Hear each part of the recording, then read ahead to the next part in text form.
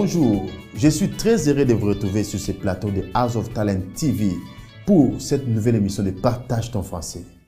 Chers amis, le français est partagé sur les 5 continents. Il y a une idée géniale qui a été soufflée à nos oreilles, bien sûr, par le président de la République de France, M. Emmanuel Macron, lors de son discours à l'Institut de France le 20 mars 2018. Il parlait de donner l'espace, de donner la chance à tout le monde de pouvoir apprendre la diversité de la langue française. Voilà pourquoi nous, ici en Ouganda, avec l'appui de l'ambassadeur de France en Ouganda, M. Julamani Anamboussou, nous sommes en train de promouvoir la langue de Molière, la langue de Césaire, Aimé Césaire, la langue française. Et voilà pourquoi, encore une fois de plus, nous avons créé les plateformes de partage ton français. Ça veut dire quoi? Le français que tu as appris à l'école, à l'université, même à l'Alliance française, ne garde ça pas seulement pour toi-même. Partage avec ta famille, avec ton entourage. Tous ensemble, au jour à venir, nous allons parler le français. Merci, je ne suis pas seul, je suis avec mon invité d'aujourd'hui. Elle est ici pour partager le français avec nous. Elle s'appelle José. Et je pense qu'elle a une bouche, elle peut parler d'elle-même. Bonjour José. Bonjour Patrick. Comment ça va? Ça va bien, merci, toi? Ça va très bien, merci. Comment va la santé? Je vais bien. Très bien José, je vois ton français. You are improving French. Oui, oui. J'aime beaucoup la langue française. Yes. Parce que c'est la langue internationale. Merci. Et c'est la langue des opportunités. Oui, oui, oui. José, est-ce que tu peux te présenter en français? Can you present yourself in French? Oui. Properly in French. Oui. And you are going to go deeper in English. Okay. Bonjour tout le monde. Je m'appelle Joséphine. Je suis styliste avec José Menzo du Cristo. Je suis ougandaise et j'habite à Kampala. J'aime beaucoup la langue française parce que c'est la langue des opportunités. Oui. Je suis contente d'être ici. Merci. Merci José. Tu es contente d'être ici. Oui. Tu sais, nous sommes où? À la chaîne YouTube House of Talent TV. Oui. Merci beaucoup. José, je vais demander, comment êtes-vous tombée amoureuse de la langue française? How did you fall in love in French language? J'aime beaucoup la langue française parce que c'est la langue des opportunités. Okay. Et c'est la langue internationale. So when did you start to learn French? That was in 2019 when I was given the opportunity from the French embassy in Uganda. Actually, that is through the French government because the French embassy in Uganda is here because of the French government. Okay. So I was given a scholarship from the French government through the French embassy in Uganda, and I was taken to France in Paris to study French. My first French class was in Paris, and then when I came back to Uganda, I was given another opportunity at Alliance Française. Okay. Oui. Tell me, who was your first teacher? Your first teacher who taught you French? My first teacher for French was Blaise. Blaise. At Alliance Française? Oui, oui, at Alliance Française. Okay, okay. Oui. Can you tell us, est-ce que tu peux nous dire, qu'est-ce que la francophonie? What is the francophonie for you, according to you? A francophone, to me, are people who speak French, the different countries that speak French, Yes. and also the French culture, and then the way of living. To me, that is francophone, Okay. all over the world. Merci beaucoup. Dans le monde de ton travail, quelle est la valeur ou la nécessité du français? I mean, in your world, in your industry world, what the value or the necessity of French? La langue française, c'est la langue des opportunités. C'est la langue des opportunités. Oui, oui. Go deeper in English. French is an international language. It's a language of opportunities. Yes. In the different countries all over the world where there are French speakers or Francophone countries, for you to do business, you must know the language. Exactly. So for me to do business in Congo, I must know the language. To do business in France, to do business in Senegal, all those countries are French-speaking countries. Yeah. So for me to be able to do business as an international designer, creative designer, I must first of all know the language. Exactly. And also being an international language, it helps you to network with different people and socialize. Because if you know the language, you're able to communicate, because it's a language of communication all over. And then also, there is a lot of intermarriages. So you can't say, I'm a Ugandan, I'm going to only get married to a Ugandan. If I get married to a Frenchman, if I get married to a Congolese, I should be able to learn the language for easier communication. So it's very important everywhere you go, because it's not only English that is important for communication. In the same idea, I saw some picture. I saw you with the ambassadors. Tell us, first of all, it was Stephanie. I saw her with Chitendi. By the way, even me, guys, you can see the way I'm smart is because of who? Jose House of Creation. So you know, people, if you want to be smart like me, please come and be designed by Jose. So tell us about those pictures. I saw you with the ambassadors. Can you explain one by one? Okay. I've designed, as a creative designer at Jose House of Creations, I've been able to be privileged to design different ambassadors. I've designed Ambassador Stéphane Rivoire before she left Uganda. She was the ambassador of France to Uganda. I've designed her with different outfits. I've designed the current French ambassador in Uganda, Ambassador Amana Nombozu. I've designed his outfit even for his family. I've designed Ambassador Deborah Malak of American Embassy in Uganda before she left Uganda. I've designed her. I've designed Ambassador Anna Radotiramet, the ambassador of Iceland Embassy in Uganda. She left. She's now in Paris. That's where she's stationed for a mission. But when she was still in Uganda, I designed her. I've designed Ambassador Susan Eki, the ambassador of Norwegian Embassy in Uganda. So I've designed different ambassadors and expatriates and diplomats because of our creativity and the way we embrace the Africanity. Because as an African designer, I don't want to be lost anywhere designing what other designers do. I want to embrace who I am. That's why I have a fashion show coming up called Back to My Roots, which means I have to embrace being an African designer, a Ugandan designer, and for people to know me for who I am. So that's why on the 3rd September, which is next week, on Saturday, 3rd September, we'll be having a fashion show with French music, because it is supported by Alliance Francaise Kampala and then the French Embassy in Uganda and Total Energies. So I want us to embrace being who we are and then own it and appreciate the fact that we are Africans. I'm not going to be Louis Vuitton, so I have to tell people to be to appreciate who I am and who they are as Africans. Merci, Jose. I saw also one picture, you with the Bobby one. Yes. So in the video of Charenga, His Excellency Bobby Wine, I designed, as Joseph of Creations, we designed all the outfits that he wore, even the cast that he had in that video. That was a very big breakthrough for me as a creative designer, because I mean, he's a big star in Uganda. So designing him in that video really added some more volume, and you know, it spoke a lot more about my creativity. And that's when people started recognizing my talent, Merci José. Est-ce que tu peux nous donner les noms de 2 ou 3 couturiers, les grands couturiers de France? 2 or 3 names of big designer fashion people in France. Yves Saint-Laurent. Yves Saint-Laurent. Yves Saint-Laurent. Yes. Stéphane Bianca. Exactly. Pierre Cardin. Pierre Cardin. Oui. Merci beaucoup. Quelles sont les couleurs préférées des Ougandais?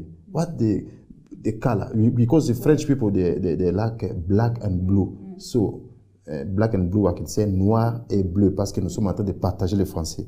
So which color, favorite color Ugandans like you as a designer? En français, Let me first say in English, then you help me in French. Okay. Uganda, and our flag has black. Yes. How does it black in French? Black, c'est noir. C'est noir. Oui. Et red. Rouge. Rouge. Ok. Merci beaucoup.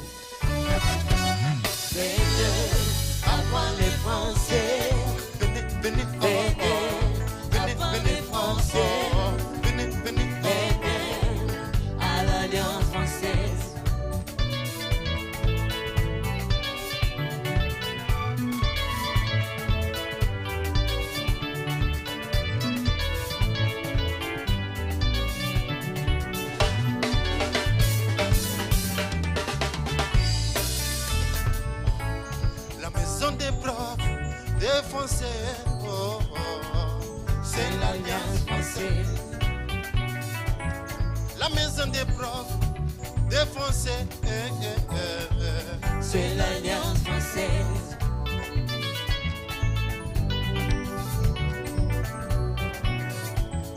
Une fille m'a posé une question, pourquoi prendre le français alors que je lui parlais de la radio. Merci beaucoup.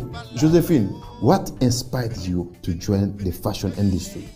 And when did you start Jose House of Creation business? Tell us. What inspired me to join the fashion industry is my passion for fashion. So I love fashion so much. So before I was in media hosting a fashion program, but I wanted to do more than just being a TV presenter, but be able to do hands-on and more hands-on. So that's when that's what inspired me. And then I joined the fashion industry practically in 2017 when I quit my TV job. And I decided to settle into entrepreneurship as a fashion designer. Yes. How have you been able to establish yourself as a successful creation designer? First of all, my creativity in the fashion industry, it's more than what other people do. Yeah. Most people are just fashion designers. But I say I am a creative designer because I do more than just clothes, if you check through the different kind of works that we do. So that's what makes me different, and that with that I've been able to establish myself and be able to design different people. Also networking. So I do a lot of networking with different people when I go to events, and that sells me and my products, and the uniqueness and the passion I put in what I do gives it that unique touch that people find my work quite different from what other people do. The way you are talking, I can see you love your work. Yes, I do love it a lot. Thank you. Thank you. Thank you, because you can inspire many people also to love what they're doing. When and how was your turning point? My turning point came when I got that scholarship from the French embassy that saw me fly from Uganda. It was my first time in Europe. So going to France, staying there for that time, and everything was paid for by the French government. Like, imagine everything being paid for and you're not spending a single penny. That was my turning point. Wow. And also being able to get the entrepreneurship seed funding from the American embassy in Uganda. That is another government, American government, to finance my business. That was another big turning point in my life. So I treasure that a lot in my life. Thank you so much. You are mostly in the French networks. Yeah. Take us through that journey. Especially that day is going to, next month, what you say about connection between fashion and the French language. My network with the French community comes in through mostly the French embassy in Uganda, because I'm a beneficiary of the French government through the French embassy in Uganda. So that has opened many opportunities for me, and the ambassador has been promoting Ambassador Joe Amana Nombozo. I say merci beaucoup pour l'opportunity. He has supported me so much through the embassy and personally, because I designed the ambassador. Even right now, he's in Paris. He traveled last week. But he left me with an order of almost 10 outfits that I'm designing for him. So that means a lot for me. And also through the French embassy, that whenever there is something, he makes sure they reach out to me to design a number of things that they want. Like during the time of COVID, I designed the branded masks for the embassy. And that is an opportunity that was so big for me in business. And also the fact that we have a fashion show that is coming up.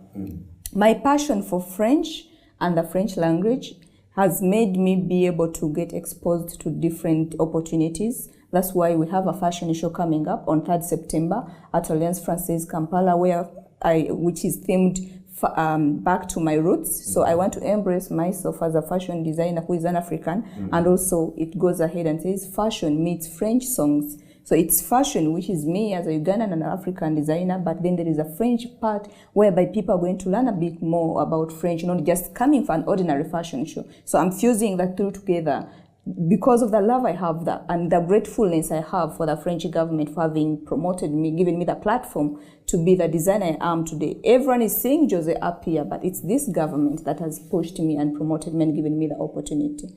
And also I want to say thank you to House of Talent TV for the opportunity for hosting me. Thank you to Eddie. To Eddie, okay, Eddie, le professeur de français. Yes. He's going to become a professor, French the professor. CEO Bench, thank you so much for this opportunity because this means a lot to me. The platform you're giving me, there is an audience that follows Eddie Okilia and the CEO Bench, that he is giving me this opportunity for you to be able to know more about Jose and Jose House of Creations. It means a lot to me. I cannot take that for granted. And also to Patrick. Merci à toi. Last word. Yes. Give us a message because many people are from. I want you to face the camera. Yeah. Tell those ladies are thinking for them to succeed. They just want to get married. They just want some people to connect them, to push them, to send them mobile money or Western Union. Yeah. Can you give them a message about what's coming from your heart? Yeah. Motivate them. In life, to be a successful person, you have to first of all discover who you are, work hard, and even when you face challenges, keep going, don't give up.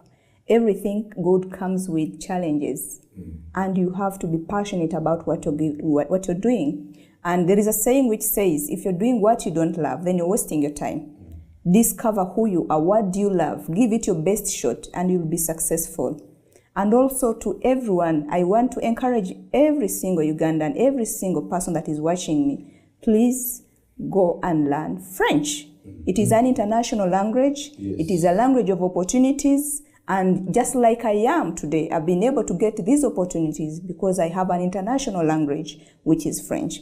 And a special thank you to House of Talent TV, Edo Kilia. Thank you so much. I salute you for this opportunity. Merci les amis, nous sommes à la fin de notre émission. Nous disons un grand merci à l'Alliance française de Kampala avec notre directeur Patrice Jules, et merci à notre ambassadeur Jules Amana Nyambusu, et aussi merci à Eddie, le professeur de français.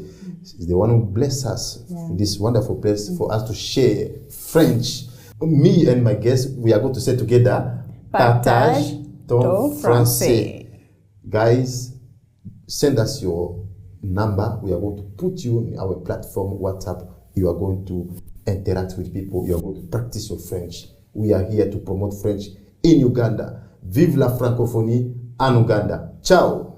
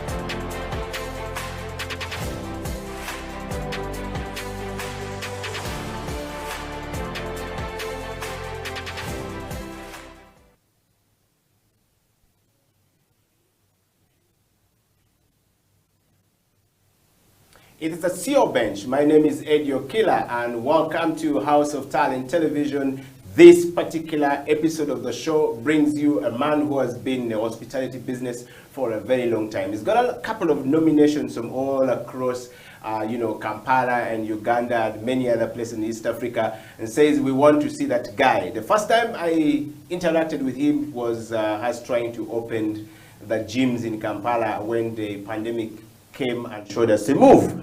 And he was one of those CEOs who are hands-on and, participating in every aspect of opening the gym. And I thought it was a great stuff to have a CEO participate hands-on. But today on the show, we bring you the story of the man who has been in the hospitality business for a very long time. The man who is the general manager of Sheraton Kampala. He's also the regional general manager for Constellation Management, Hotel Management, and of course the LLC as the organization in East Africa. JP, welcome to the show. We hope we've gotten your whole, CV and profile correct. Yes, it is. Welcome to House of Talent Television. Welcome to the CEO Bench. And first of all, how have you been? Very good. First of all, thank you for this opportunity. Yeah. it's good to be out of my operations and spending some time here with you and with your work public. Yes. Talking a little bit about my experience and mostly about, I think, leadership and the challenges we are facing, especially in this very difficult period. Yeah. So thank you for hosting me here. You're welcome. We want to start from a very light note of getting to know you. A lot of times we see people like you in spaces that you are at the moment, and we think that you just got there just like that. We don't know that it takes a bit of time to get there and a lot of processes to get there. But first, we want to know from a nutshell, who is, Jean-Philippe Bittencourt in a nutshell. Who is this man? And if we're looking to know you more, what would you say about yourself in a nutshell? First, my name can be adapted easily. I was born in Brazil and I grew up in Brazil. I spent 27 years of my life there. Yeah. So my name in Brazil is João Felipe. João Felipe, yes. My French side is from my mother, and most of my career being abroad, so Jean-Philippe became my name. But lately it's more JP, because it's easier for everyone. Yes. Or John Philip. Yes. I'm very fine with that. But JP is nice, it's very cool, casual, short, cool, yeah. yes. Yeah. So as I was saying, I was born in Brazil, in Rio. Yeah. Oh. Which is, we call it the wonderful city. Yes. And I really had a very beautiful and pleasant childhood and youth there.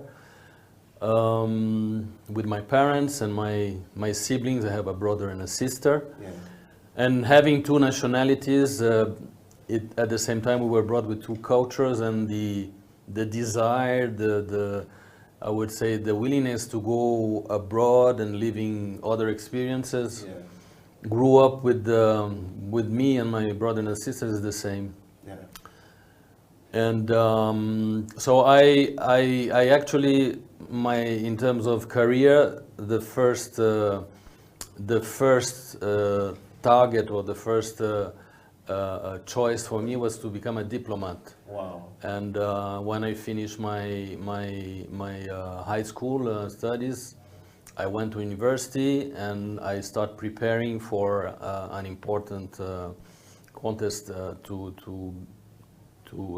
apply for the diplomat school. So I did almost 3 years of economic science, which is very broad and give you a very good knowledge, general culture on how the economy has grown up.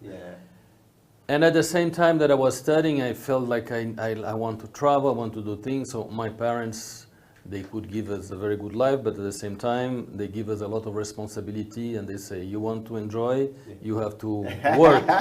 So I started working, doing some jobs, and I had the opportunity to work in a hotel.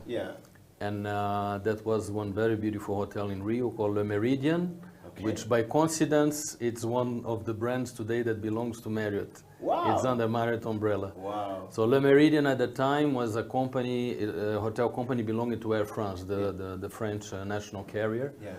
And they had this beautiful hotel in Copacabana Beach, 500 rooms, many food and beverage outlets, nightclub. It was really the top place.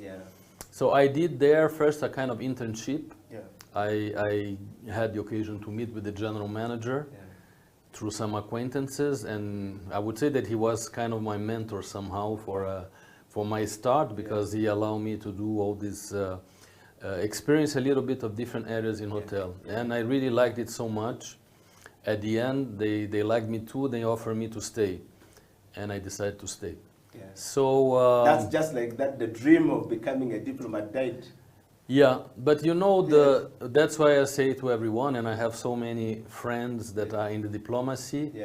I always say being a hotel manager and being a diplomat it's very similar. There is a lot of points. We deal with sometimes very sensitive subjects. We deal with very important people, VIPs, heads of state, showbiz, famous actors, singers, MDs. I mean, it's a kind of similar. But anyways, I embraced hospitality and I developed my early career in this hotel. Yeah. But I felt that I needed to have a little bit more of background, so I decided to go back to studies. Yeah. And then I applied for a program in France, an MBA in hotel administration. Yeah. So that happened I'm going to go back in the past, Yeah. in 1989. Yeah. So you see, I'm not that young. In But you don't 1989. look, So in, you're just 18, beginning, in yeah. 1989, I left Brazil. Yeah. I left my family there, and I did this 2-year program. Yeah. And when and so this program was in France, in the surrounding areas of Paris. Yeah. And it was really fantastic because apart from the program by itself, Yeah. we had different nationalities. My colleagues were from different parts of the world, Yeah.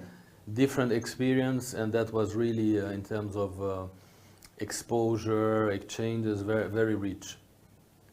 And when I finished, when I graduated, it was the moment where in Paris they were opening the Disneyland. Yeah.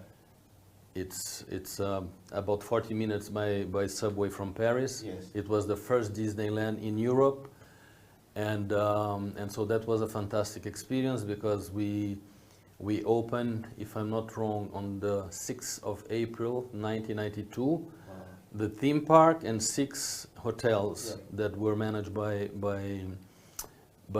Disney, 6,000 rooms. Yeah.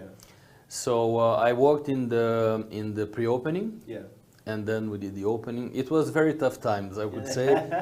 There was a period I could not even go back home, and I'm living what my associates there at the Sheraton are going through now. Yes. Because of the COVID. Some of them sleep in the hotel, live in the hotel. Yeah. That was my experience at the Disney time. Yeah. Maybe but it was short. For 1 month, we were just rolling. I was in the room I was sleeping in a certain time. Yeah. Another colleague in the evening were rotating, but that experience of opening that destination was really fantastic. Yeah. Further down, I had the opportunity to move to a big French company called Accor Hotels. Yes. That have different brands, and I worked downtown Paris. Then that was my first, let's say, luxury experience in a very renowned and traditional hotel in the heart of Paris. And that's I worked there for about 6 years, and that's where I met my wife. Yes. And we first we dated, of course, then we got married. Yes. And my wife, she was also from hotel background, and she did a very nice school in Swiss, Lausanne. Yeah. And so we decided that we wanted to go somewhere else. Yes. Because again, we choose this career not to stay anchored in a place, but to move. Yeah. So we had the opportunity, and that one was to go back to South America, not to Brazil, but to Argentina. Yeah. Oh. And that was my first position as general manager. Yeah. That was in 1998. Yeah. And it was the opening a hotel. Okay. It was a Crown Plaza Holiday Inn in a city called Cordoba. Yeah. Cordoba will be like Jinja here, the second city, or Barara. I don't know which one is the the second. It might be more of like Ginger back then, but probably be Barara today or be Gulu today. Yes. Yes. So that was we went there and we did the opening, and it was again a great experience because we found a construction site and everything to be prepared. Yeah.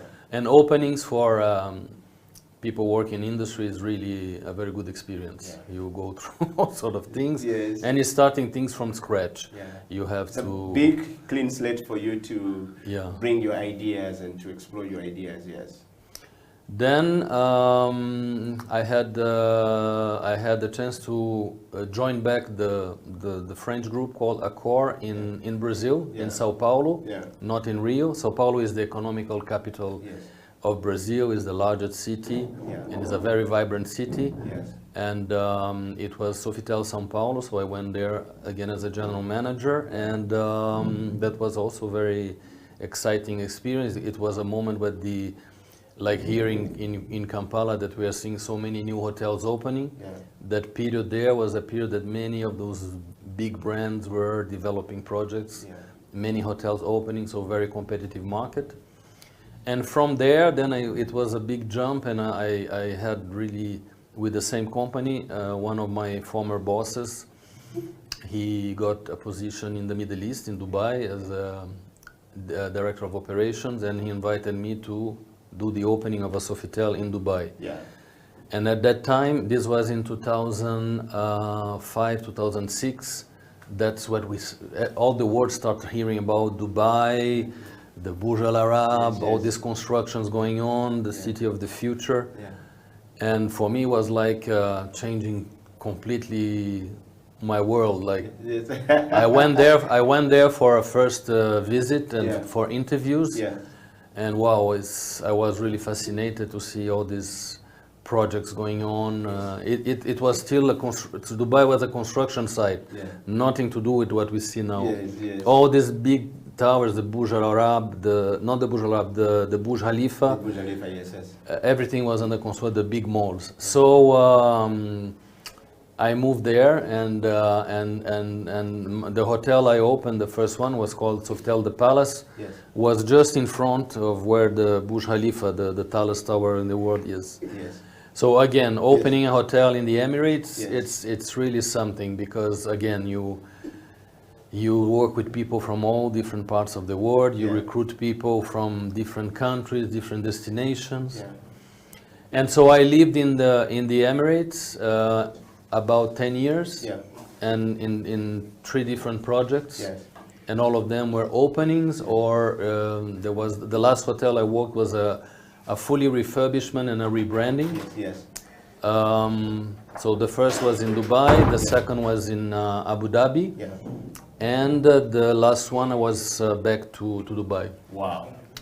And in the meantime, there was a period between 2 openings. I left the company again, and this was in 2009, and I joined one of those big Dubai projects that was called Dubai Land and Resorts, which basically were 6 or 7 theme parks with hotels. So I was recruited as a project manager for the hotel side. And my hotel was going to be the Shrek. Wow. You know the Shrek? Yes. So that was very exciting, and that brought me back somehow to the times I worked with Disney. Yes. And Disney, you know, it's really a fantastic company to work in terms of exigence, standards, how we deal with guests, how we take care of guests. And so Dubai Land was a big dream, but unfortunately the crisis of 2008 came. Yes. And with the crisis, everything was put on hold. So I went back for Accor Group to open Sofitel in Abu Dhabi. And after Sofitel in Abu Dhabi was the Pullman Dera City Center. And then it was about 20 years with Accor. We divorced, let's say.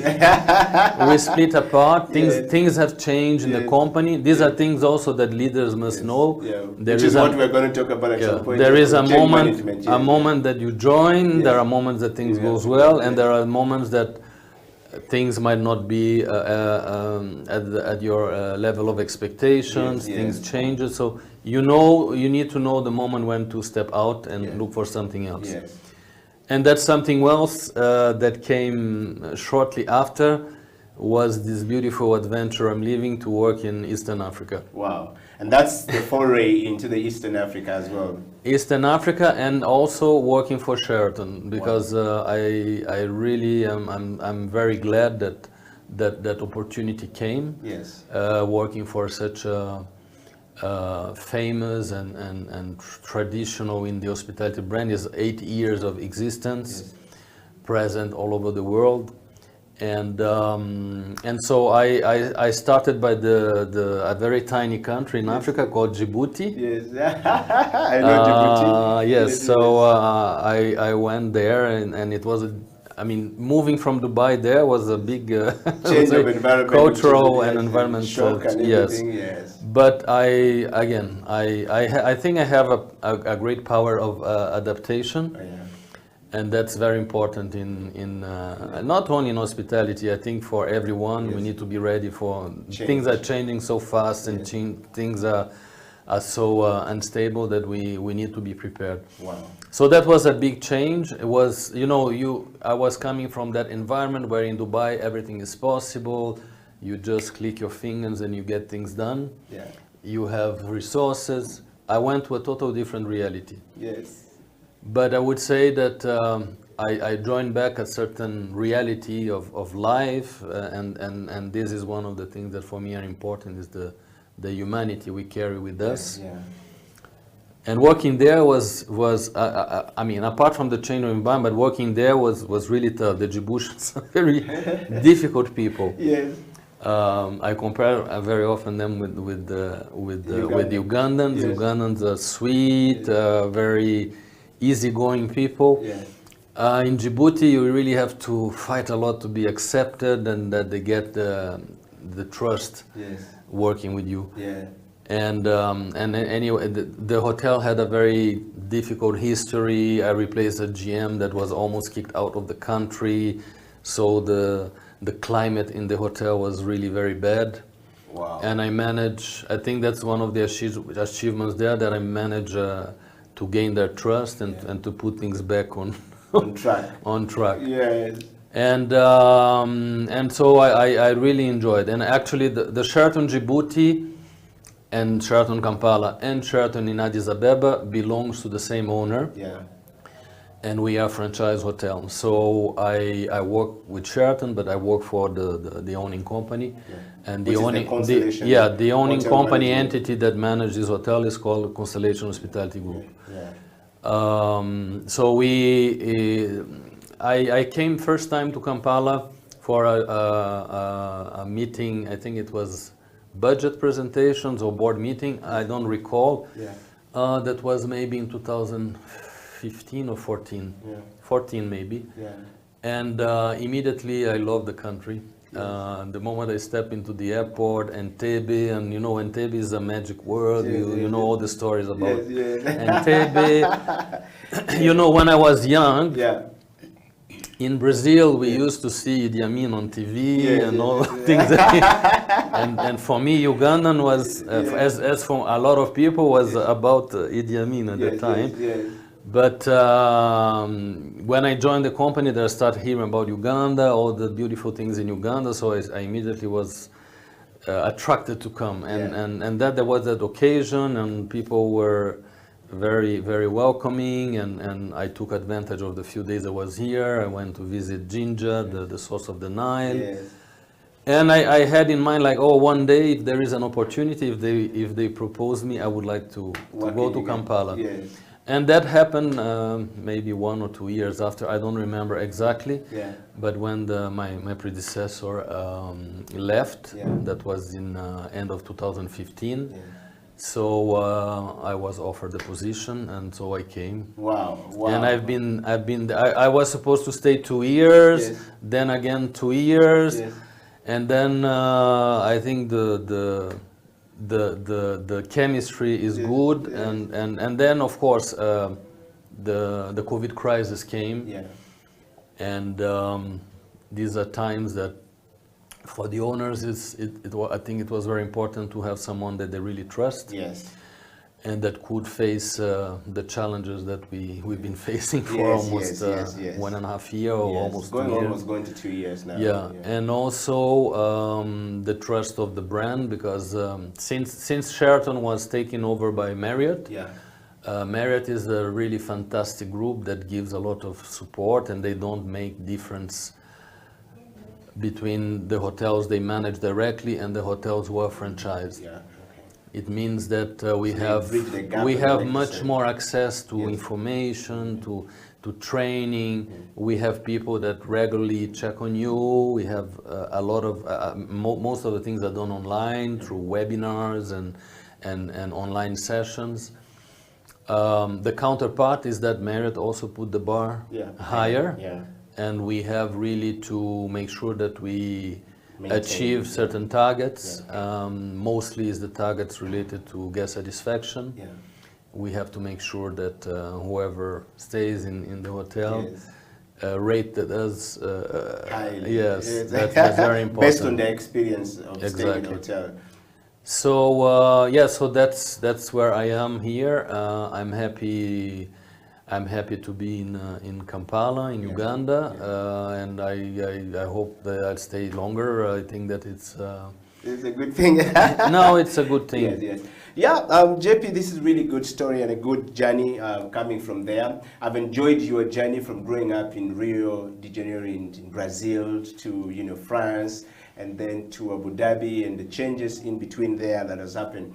A lot of times we don't understand some of these self-leadership. And from what we're seeing here is a lot of self-leadership, picking up yourself from there and giving yourself meaning and beginning to move forward. I want us to take a break, and when we come back, we want to dive straight into your understanding of leadership. What is leadership to you? What is, leadership? What type of leadership do you use? Are you a leader? If yes, what type of a leader are you? And, from this space where you are apparently enjoying, and you've definitely lived your life the way you wanted it to be. It may have not been in a diplomacy as sitting in the embassy, riding in the embassy car, but you're still living with these people on this side of serving them in a hotel and hospitality business. Thank you very much for joining us on the CEO Bench. We're talking to the CEO, to the general manager of Sheraton Kampala, but also the regional manager for the East Africa Constellation in East Africa and East Africa operation. And of course, his name is Jean-Philippe. Of course, Bentecourt, we want to know how those names comes together. All right? Take a small break. The CEO Bench will be right back after this.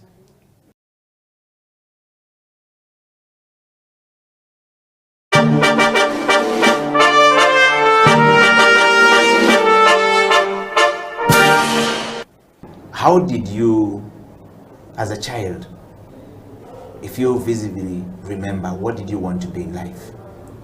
Well, if I go back, I think I looked at two things as a child. I thought about, I looked up to the skies and I'd see the stars and, see the airplanes flying over. And as I was there, with my dad, looking after the cows, or with my grandma going fishing, or with my grandpa farming, I'd look up and go, wow, what are those things up there? And then someone told me, that's a space station. Go, okay, interesting. And what else is up there? Well, those are stars, and those are airplanes. I thought, well, it would be great, to figure out how those things work. Yeah. And so I guess that was one interesting, passion of mine as a little kid, figuring out how aerospace vehicles work. And I guess that wasn't, something which excited me a lot. Wow.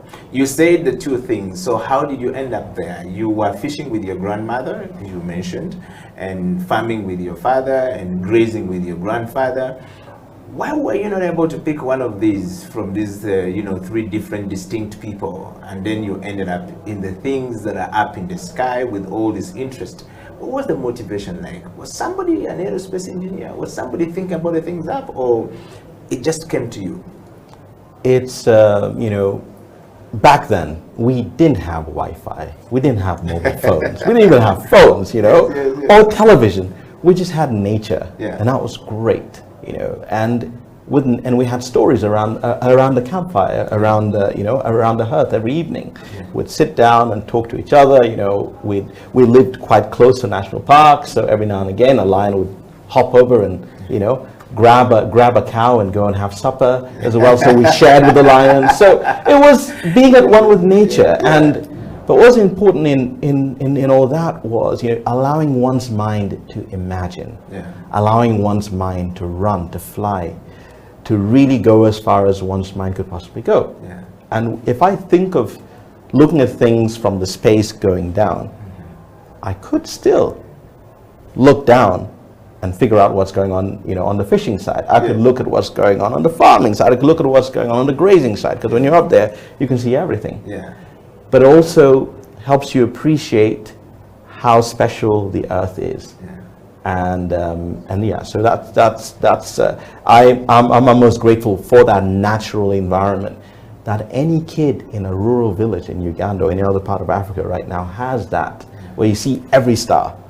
And I believe there is something special about that.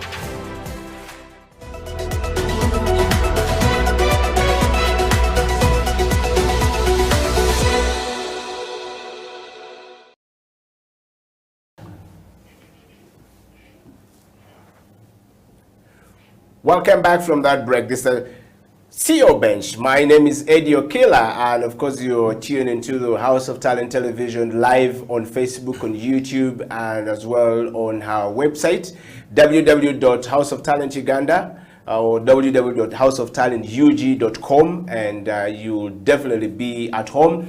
We are talking to Jean-Philippe Bintecourt, who is the General Manager of Sheraton Kampala, as well as the Regional Manager for Constellation Management Group of Hotels in East Africa. Jean, welcome back to the show.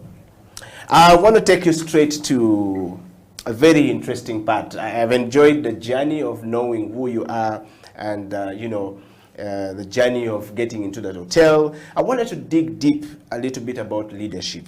And I want to take from this point of view, the transformational leadership approach and leadership abilities often defines the personal level of effectiveness. And we looked at this from a point of how do they manage change? How do they manage people? How do they lead self? How do they lead the people they're working with? How do they manage the brand that they work for? So we want to know from you your leadership journey. But first we want to start from, what is leadership to you, JP? So for me, the leadership, I would say there are different components, but the most important is the art of knowing people. Yeah. How you know your clients, how you know your associates, your colleagues, and all the different stakeholders that are part of the business. How you know your bosses, your investors, how you know the key people that bring you business, the key relationship you must have in the market in order to make sure that thing goes smooth. Yeah. So I think this requires an openness of mindset. Yes. And I would say that for me, the fact again that I have two cultures, I live in different places, it helps a lot. Okay. You find similarities, of course. If I see how Ugandans are and how Brazilians are, they are not totally alike, but there are a lot of similarities. Yes, yes. If I see how a French person is, or a German, or an American, they are very different. Yes. And difficult people. Yes. I know by the French side, because I have my French family. I worked in France. I worked with French companies. Yes. So I learn how to deal with this. Yes. And so it's and now especially this past years working for Sheraton Group, it's more like Anglo-Saxon approach of hospitality. Yes. So this also, so all these dimensions are very important. So it's knowing people, knowing the culture, the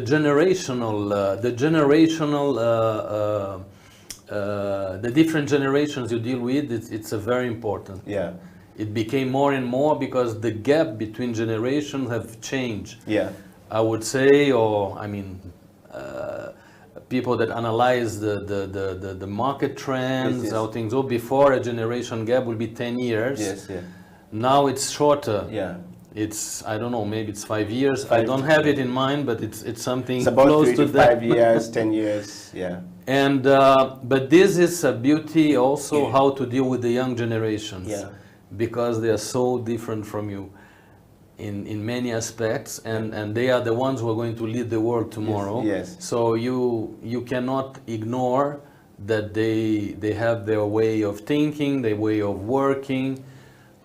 They are all into the digital world. They are faster than you. They know how to use those things much.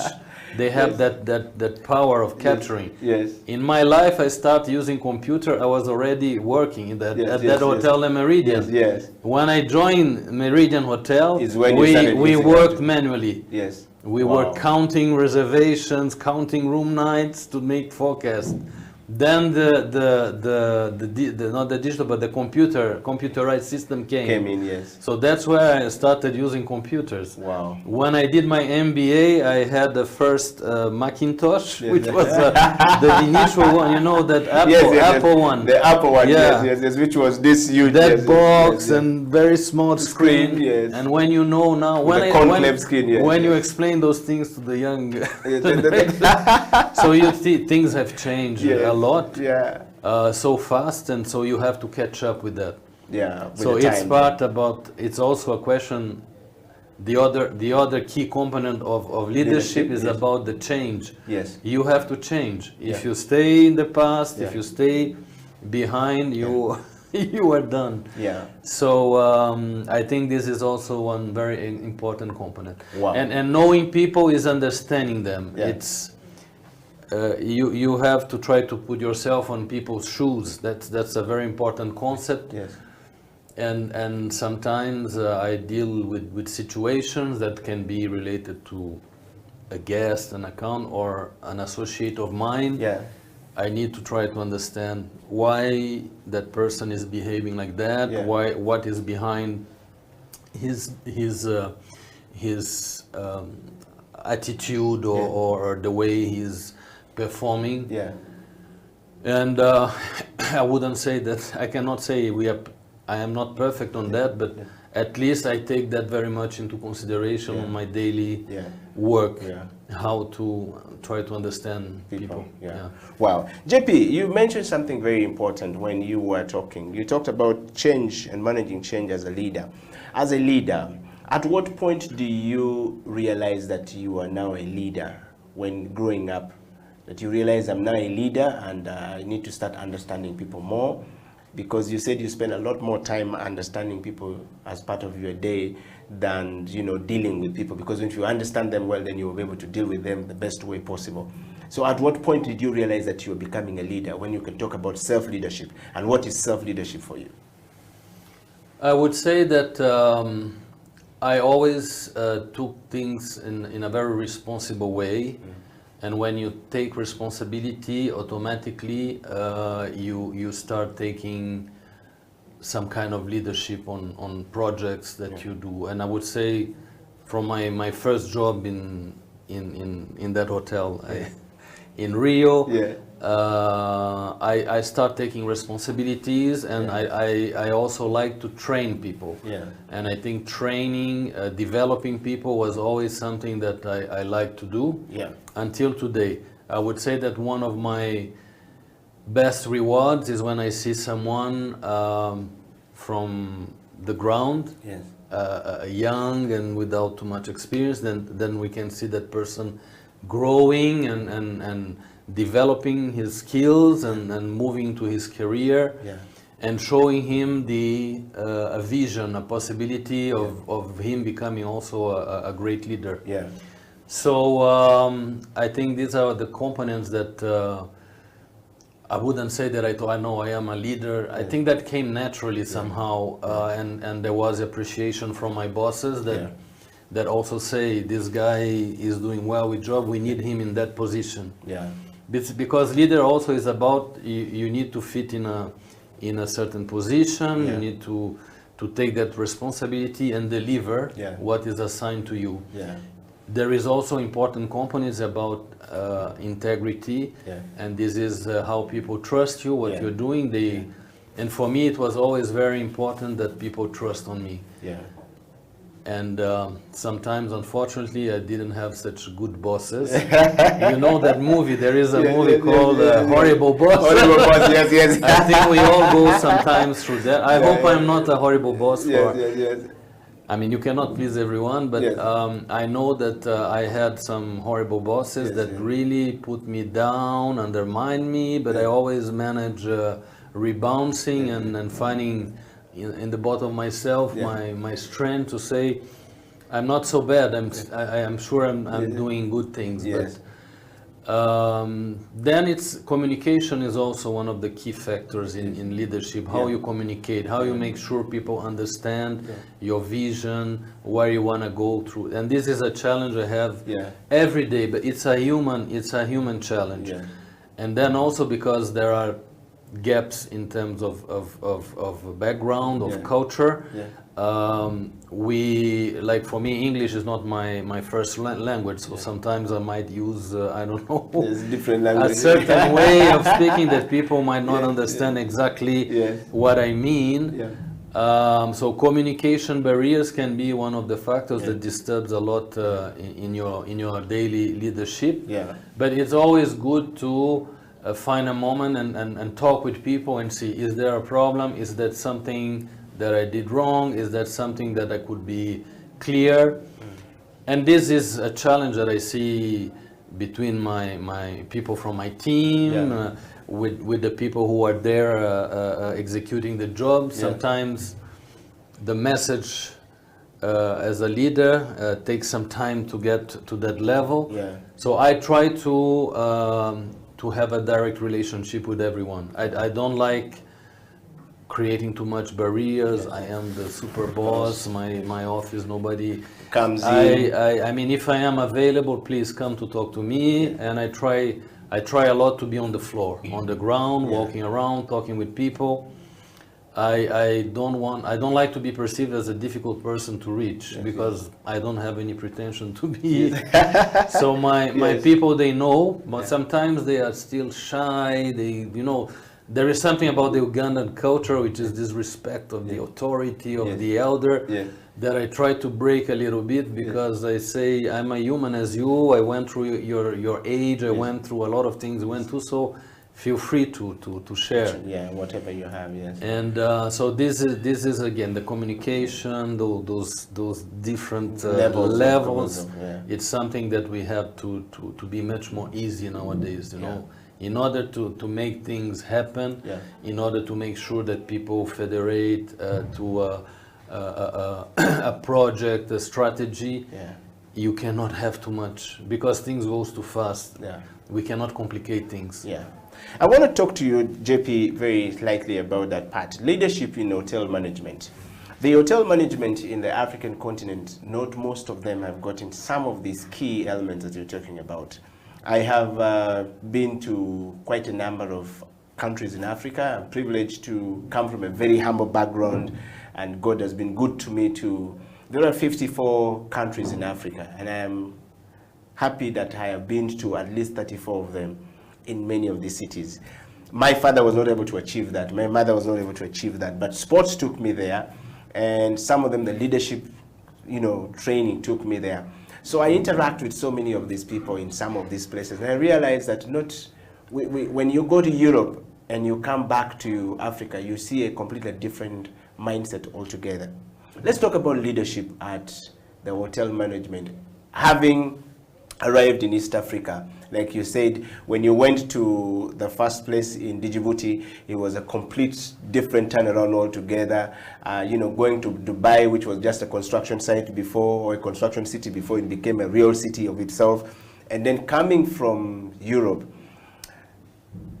What has been the leadership journey in the hotel management, and how would you advise a person who is watching the show here, who is a guy in Karamoja with a very small, tiny hotel or a big hotel, is not at your level, and it's going to take a lot of time to get to your level, but they're looking forward to try and learn a thing or two from you on the show today? I think one of the key elements is to know the future is here. Yeah. It's not The in past. Europe. Yes. I myself, Yes. if tomorrow they offer me to work back in Europe, Yes. I don't want it. I mean, it's challenging. Yeah. There is a lot of constraints in Africa or even in my continent, South America. Yeah. It's still a lot to be done. Yeah. There is a lot of possibility, less rules, less barriers. I know how things are in Europe. You cannot do whatever you want. Yeah. So for young people here, you need to trust in your continent. You need to trust in. I know sometimes it's difficult, and I talk about this with my guys because sometimes they feel discouraged because of what we're living now. I say, guys, this is I wouldn't say it's a temporary thing, but we are going to learn how to live with the COVID and the vaccines and all that is going through. Yeah. Life will not, I don't think life will be back to what it was in the past, but it's going to change and we will adapt. Yeah. And so they have to still keep hoping, investing in training, in learning. I think this is very important. Yeah. Training and learning. Yes. If there is an opportunity to do it, please embrace it. Yeah. I'm proud to say that in our company, being part of Marriott, there is really a fantastic system that allow people to learn, to take trainings, online trainings. Most of them are online trainings. Yeah. I have a very good department of HR with the learning and development side. My director of HR, she's a very qualified person, and she was trained by Marriott, and she's a Ugandan, and I always use her as a reference. Yes. My Aisha there, she went abroad. She probably had very difficult times in UK. Yes. She worked there. She came back with her background. I don't remember exactly the whole thing, but she ended up in Marriott. She did the opening of the JW Marriott in Dubai. Wow. Those two towers. It's the tallest hotel in the world, by the way. And she always tell and share the stories with our associates about how exigent was. Yeah. Then she had the opportunity to do the opening here in Kigali, where we have a Marriott. Yeah. And then she wanted to come back home, so there was an opportunity, and I'm very glad that we recruited her. Yeah. So I think she is a very good example. She comes from a very humble background. She is a woman. She has 4 kids now. Yes. She has to manage the family life. Yes. She has a farm. So it's a beautiful example. Yeah. And there are other people in my team, but I have my director of sales and marketing, Jackie, who started in Sheraton Kampala as a trainee after her, she did journalism. Yes. And today she is the director of sales and marketing because she had passion, because having passion is very important, the passion for what you do. Yes, yes. She developed her career, Yes. she had opportunity, she had difficult moments, yes, everyone has, but she's there. Yeah. She had a beautiful family with 3 kids, and she's going through, for sales and marketing, this period is so difficult because there were times they were saying to me, I have no one to call, nobody's in the offices, I have no place to visit before our home. Yes. But this is during the lockdown? During the lockdown. So we drive all her potential to the digital. So we developed so many nice things in trying to do business digitally, especially in the food and beverage area, and with all the trends we have now, digital conferences and working remotely, and in the F&B, the takeaways, the deliveries. So that was where we are. But just about, there are people that succeed. But you need to have determination, you have to have passion, you have not to give up. Yeah.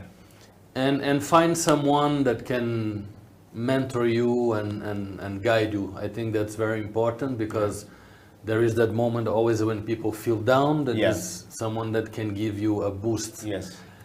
And and I would say that I'm talking about my Ugandan rep, but in every part of Africa, I think it's the same. Yeah. The possibilities are there. Yeah. It's a beautiful continent. A lot of things to being built. Yeah. The tourism to develop with all the attractions, and the cultural experience. We can talk about the business side too. The cities are developing. The business is developing. Yeah. People from other places are interested in investing here. Yeah. One very important sector is the what we call MICE, meetings, incentives, conferences and exhibitions. Yes. It's maybe a little bit now difficult because of the limited number of people, but it will come back. Yeah. And this is a prominent sector for our industry, and so people must believe, and if they have the chance to work or to study elsewhere, even if it's in very close nearby, in Nairobi or in Rwanda, or a lot of young people now also focus a lot in the Middle East, because yes, it's a very nice platform. Yeah. Sometimes when I see someone comes to me, boss, I'm leaving, I got an opportunity in Dubai. Yeah. I ask, is it a good one? Is it a reliable one? Yeah. Go for it. Even if sometimes leaving there it's tough. Yeah. I know that one of the first motivations is about money, but it's very important. And you see so many young kids that went to Dubai, worked, and bring a lot of good experience, and come back in entrepreneurial position, starts a business. So I think that it's hard, it's tough, it requires a lot of, again, strength, but it's feasible. Wow. JP, we're going to take a break, but when we come back, we want you to dig deeper into change management. How do I change from one place to the next place? You've had numerous changes. Some people are stuck in one place. You find a person who's been a general manager in this hotel for over 20 years, 15 years, not moving. But you said you have been moving from the day one when you ended up into the hotel business. You've been moving and you've worked in different places. The experience, of course, speak volume from where you are. And we want you to share that on change management and how can we change, particularly from the hotel side of business. And we want to, close the show in that part with, the impact of COVID-19 on, businesses across the world, but particularly hotel businesses were shut down. How are you managing it as a general manager? How is it working for you? Are you bouncing back? What are you putting in place to make sure that people keep coming back to, have their life in the hotel and still be able to do whatever we used to do before? We'll do that after the break. And of course, you're joining me on this discussion with the general manager of Sheraton Kampala, but also the regional manager for Constellation Group of Hotel Management, LLC. It's a group, in East Africa, and, same gentleman managing it, doing it. How is he doing it? Can you learn a thing or two from him? The CEO bench will be right back after this break. My name is Dr. Jinpo Olowo. Thank you for watching House of Talent Television. I love to inspire people.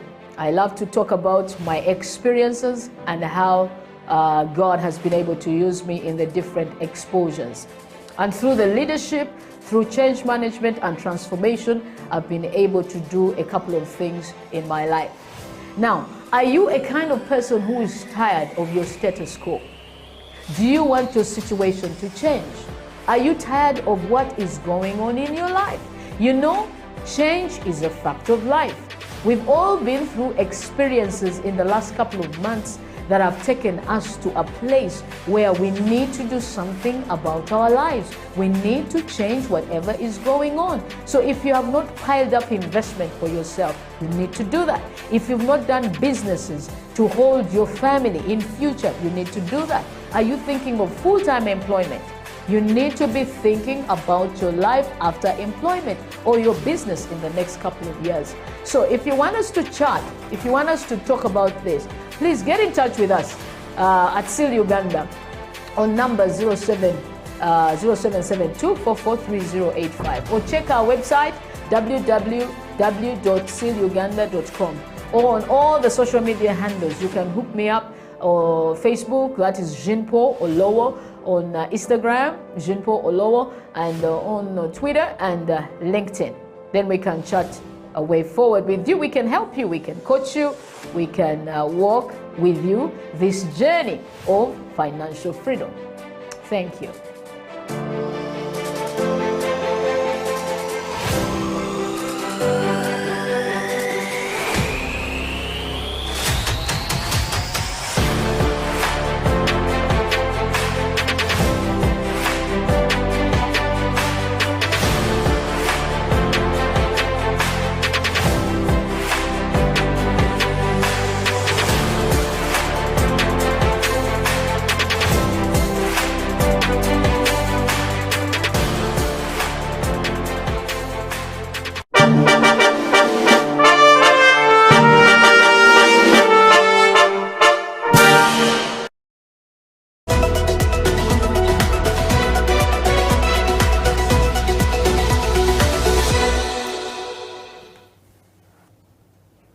Welcome back from the break. This is the CEO Bench. My name is Eddie Okila, and my guest this particular show, or on this particular show, is the general manager of Sheraton Kampala. Sheraton Kampala, back in the days, was known as the Apollo Hotel, owned by, the government of Uganda back in the days.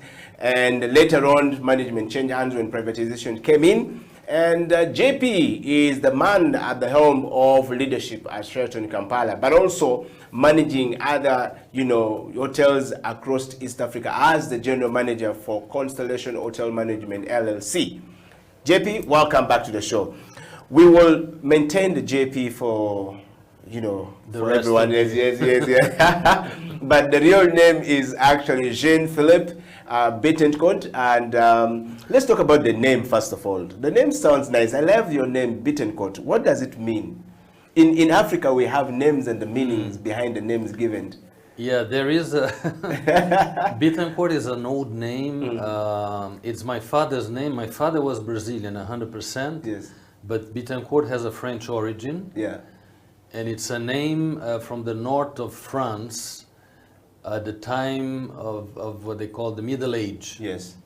And they say that there was one of those small kingdoms at that time. There were many. Yes. And the king had a bastard son. Yeah.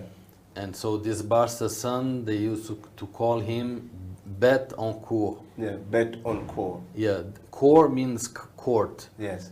And bête means that it's a bit not very depreciative way of calling it.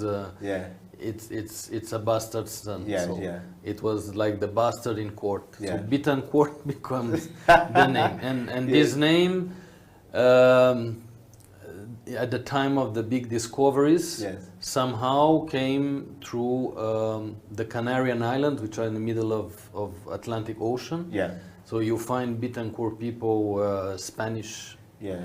And then they came to South America. So you find people with the same name in Brazil, Mexico, Argentina, Colombia. It's spread. Yeah, all at some over. point I thought it was it was a Spanish name, and then to note that you have a French origin, so it's confusing. So that's my French side. I don't have the family name of my mother. It's my father. So what would be your surname? Is it Jean Philippe? Which one is the surname? Like Eddie Okila? Which one is yours? No, my Okila is Bittencourt. Yes. Ah, okay. Jean Philippe is my Christian name, is my baptist name. Okay. Like people, All right. So welcome back to the. So it's good to know that there is that human side normally, and to understand the culture from there. It's a very important part of life, because you're in the hospitality business. But welcome back to the program. We want to talk about change management in hotel management. Hotel and hospitality have seen a lot of things change. So many people, the coming of the Airbnb came a little bit disrupted the real hotel business, sort of the traditional business running. You see COVID coming in there immediately and knocking everything off and putting everybody off track. 1.5 years down the road. And you said COVID came in just when you're about to finish your 2 years, or the next year. You're supposed to be here for 2 years, and the 2 years extended. Perhaps COVID has given you a much more extension, but there's something we want to pick from there. What informed the decision of the business owners to say, no, let him first stay? And you said the brand needed somebody of a certain caliber. How do you manage this change? How have you been able to manage change from all these areas all the way to Kampala? If I want to learn something from you and I'm trying to change from one place to the next, what should I do? Looking at you speaking to us right now. Change is something that, again, it's a challenge for the human being by nature. People I would say people tend to prefer something stable, and that was like our parents, when parents somehow were leaving because things took longer to happen. Yeah. But they also had changes. My grandparents from my friend's side lived during the time of the war, and I can say by the stories I hear that yes, from one day they have their life structured, and then the Germans invaded Europe. Yeah. My grandfather had to go for the war, left my grandmother with kids at home, having to run the business. Yeah. Sometimes there was bombing, everybody had to hide. Yeah. There was shortage of food, shortage of a lot of things. Yeah. So maybe there was that period after war that the whole world went into a growing trend with developments and building back all the destruction that war became. Yeah. This was a golden years. Yeah. And I would say I was still born in that period. I was born in the 60s. In a country like Brazil, the 70s was a period of a lot of big developments. They were building roads all over the country. Yeah. That's maybe a little bit what Uganda is living for the past year, since you have some stability. Yeah. There are roads, dams, electricity is everywhere, the internet, the connection. When I talk with senior Ugandans, they say, yeah, the young generation, they are a bit selfish because they don't know what we went through some years back. And the history here, we know it was very tough those times. Yeah. Today, people have access and comfort to other things. Yeah. And the country is growing. Yeah. So, and things go faster. Changes comes very fast. The COVID is a big example and experience of changing. Yeah. We were working in a certain way, we had a market, we had clients, we were spoiled. Yeah. And suddenly, yes, everything was down. I mean, I remember the day that I saw my last clients leaving Uganda because they were afraid to get stuck here, and I found that hotel like empty, like a desert. Wow. What do I do? This is Sheraton Kampala. Yeah, Sheraton Kampala. What shall I do? I have 400 employees. What I do with them? Wow. I have to keep maintaining the place. I have to pay whatever I still have to pay, my debt. So it was a big, and we even asked, shall we keep the hotel open or not? Shall we shut down? So there was a lot of decisions that we had to take to adapt to the new reality, and that required a lot of sacrifices. Changes comes with certain sacrifices, and I thank my team, my dear associates, that they have responded to that in a very resilient mode. And I would say that resilience is still a very important term these days. Yeah. If we wanted to survive, if we wanted to keep active, alive, we needed to be resilient. Yeah. And we needed to adapt to those changes. But working as a team, working together, communicating well, I would say explaining things how they are, it was a key thing. Okay. So the whole COVID period was really a change, a big change. I think is one of the biggest change I have gone through. In your life, I mean, okay, I changed from countries, I changed from continents. Yeah, there was important, but now this change and still how it affect our lives. Yeah. the way we behave. We need to have these masks everywhere. We need to be sanitizing, washing hands. We need to, if you want to travel, we need to do the testing. And the vaccinations are there, and a lot of questions about the vaccinations. Which one should I take? Which one should I not take? Yeah, so it's the whole world went through a major changing, and we as human beings, I think, we are going through it because we have no other choice. But sometimes I think a little bit, wow, my God, I get a bit shocked sometimes with how many things are ongoing. And then it's the thought about what is the future, how will be the future, how we project ourselves in 5-10 years. That's something also important in leadership, how you see the future. If you have to take the past in consideration, you have to manage the present, but most of all you need to look into the future. How the future will be, anticipate somehow things, get ready for it, learn from the mistakes, learn from the experiences, and I think we need always to see the future with optimism and say things are going to be better. And be ambitious. Like for me, my ambition here is that once we get out of this crisis, that we can balance a little bit better our finance, that we go back to the project. We have a wonderful project of renovation for the hotel. Everything was ready, the designs, the credit facilities to start. And COVID came and everything was put on hold. And that for me was one of my, I would say, it will be one of my accomplishments if I see at least part of the hotel renovated, because we need to face the new reality, the new competition. There are many new hotels still under construction, and that will open in 2-3 years. Sheraton has to be ready for that. I would say that we have excellency and a very good service because of all the trainings and the engagement of people with the brand. But we know the product has also to evolve. So these renovations are expected. I hope that next year we can start doing, even with the crisis we are going through, we have managed to do a few things. We have our restaurant 7 Seas, which is going through a refurbishment that was needed. We might be reopening it in a couple of weeks. Okay, so all of this started during the COVID, during the lockdown situation. JP, let's talk about pressure from you as a leader. As a general manager, you not only manage the operation in Uganda, you manage the operation in East Africa.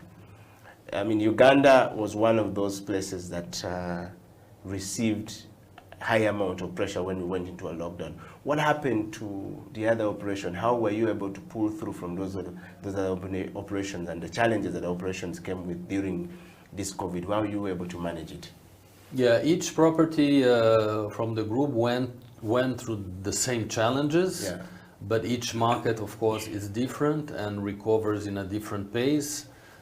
Some of the hotels are kind of doing better because of the environment they have, and also the resources that are available. But I would say that in overall, I mean the whole region, it's coming out of this second wave now. And I hope that there won't be another. Wave, so things are improving. Okay. I think the process is to, the important is to keep the contact, to keep very attentive what's happening in each different market, and to look for opportunities, business opportunities. Some markets can support better each other in a due time. Today is somehow a moment that we ask all to support us. The countries that are already moving on to more normal times, making sure that people don't have that image, okay, Uganda is still difficult to come. We have a few challenges that we are still facing here, especially at the airport in Entebbe. I think that this week was very rich in discussions, and also the tourism sector was very mobilized to try to obtain a deal that is not so painful and for the travelers that come to Uganda, either for tourism or for business. Definitely, we need to make sure that whoever comes to Uganda have done his test. If they are vaccinated, is better. But we have to be careful also not to create an environment there at arrival that people feel uncomfortable, and it's long, it takes hours to be released. So it's after a long trip, it's very painful.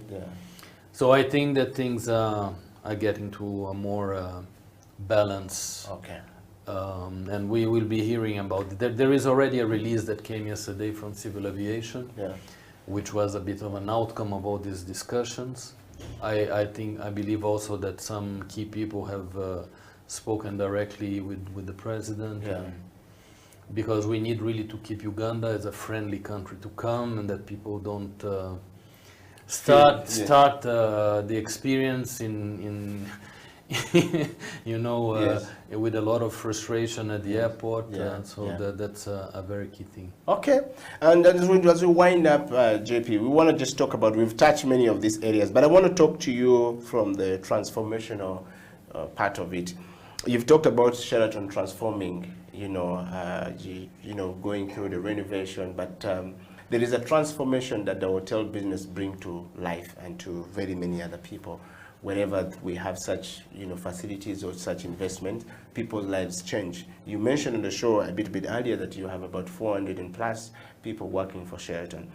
When you look back to your life as a hotel manager, as the person who ran the hospitality business, as a professional in that area, when you look back, how would you quantify the transformation that you have gone through over the years that has also been a place of people finding transformation in their life, that has gone to people's lives and their lives has transformed in general?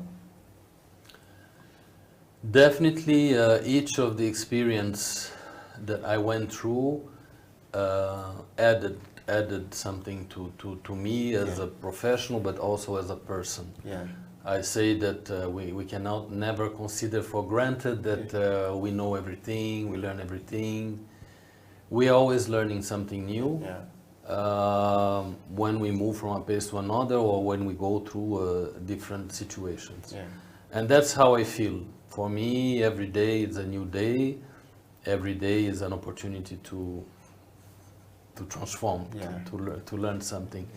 And one of the things that we were talking or saying, some people sometimes spend 20 years in the same position. Definitely what kills sometimes is not only the professional life, even I would say family life, is the routine. So you have always to try to invent, create. And that's one of the things also I'm always talking with my team, is about innovation, creativity, think out of the box. Discover new things. Even in here, I mean, how many things are showing up, coming up in Uganda, in Kampala, every day. Even during the COVID, there is a new place. I the other day went to Kololo. I see so many new places.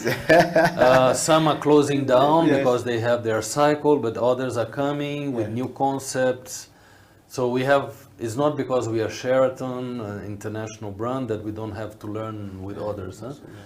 And we can always take what we call benchmarking to get inspiration.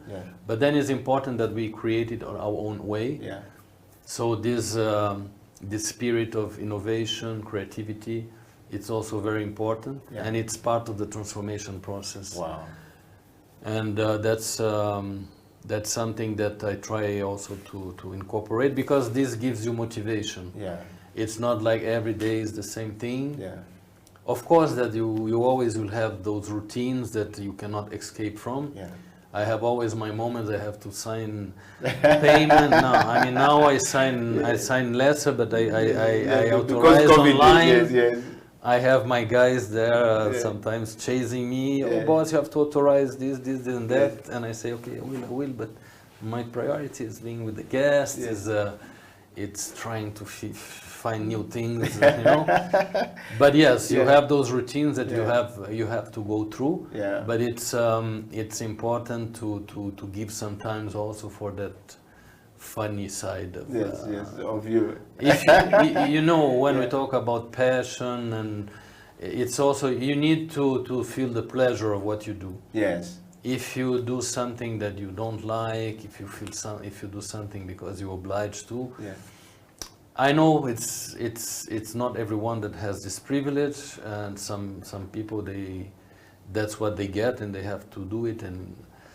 But I wouldn't say that my job is always the how you call the bed of roses. Yes. But it's because I take pleasure, because it gives me something in return that I'm doing this, and I hope God gives me strength to continue doing this for some more years. Wow. Until the time that we'll have to step down. Wow. Well, we're talking to Jean, and of course JP is the General Manager of Sheraton Kampala, and of course the Regional Manager for East Africa Constellation Hotel Management LLC, as it is known. It's a group of companies, just so you know. JP, thank you very much for coming to the show. But one more question. How do you balance your work life and family? Yeah, that I'm not very good into that. I would say that sometimes I have to give more time for myself and for the family. Yeah. Hospitality is very challenging for all of us working, because it's a lot of it's 24 hours, 365 days, but still you need to find time. I'm glad this year, I don't know if it's because the business went down, but I could spend a full month with my family, a bit disconnected, not completely, because I can't, I have always to follow what's happening, but I had time for me, I had time to do some physical activity, and that's something that I know it's so important. You are in this. Yes. When I was young, I was doing a lot of sports, and sports was very good. And for any kid, I think sport is fantastic to give discipline, targets. I used to swim a lot. I used to do rowing. And I was part of a team. We were competing, and that was very intense training. Then with time, I have relaxed a bit in keeping physical activity. I always try to do something. And it's very important, because you feel much better. But yes, you need to take care of yourself, of your body, of what you eat, how many hours you sleep, healthy life. But also not at the extent that if you like to have some fun sometimes, to drink a little bit with your friends. I mean, in hospitality is also about the passion I have for food, and I like good wines, a good whiskey, in a moderate way.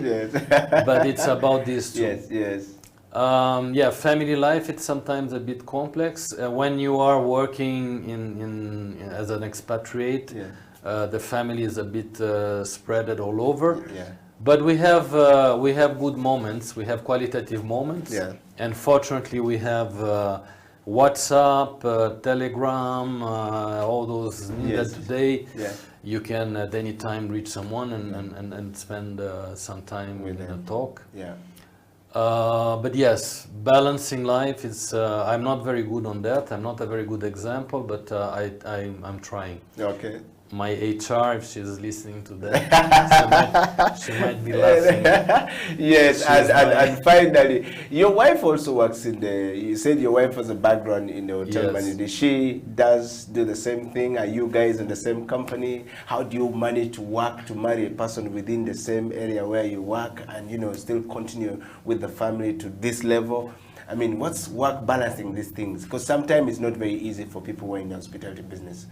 Particularly at your level. Yeah, we worked together for a certain number of years. It was not always easy.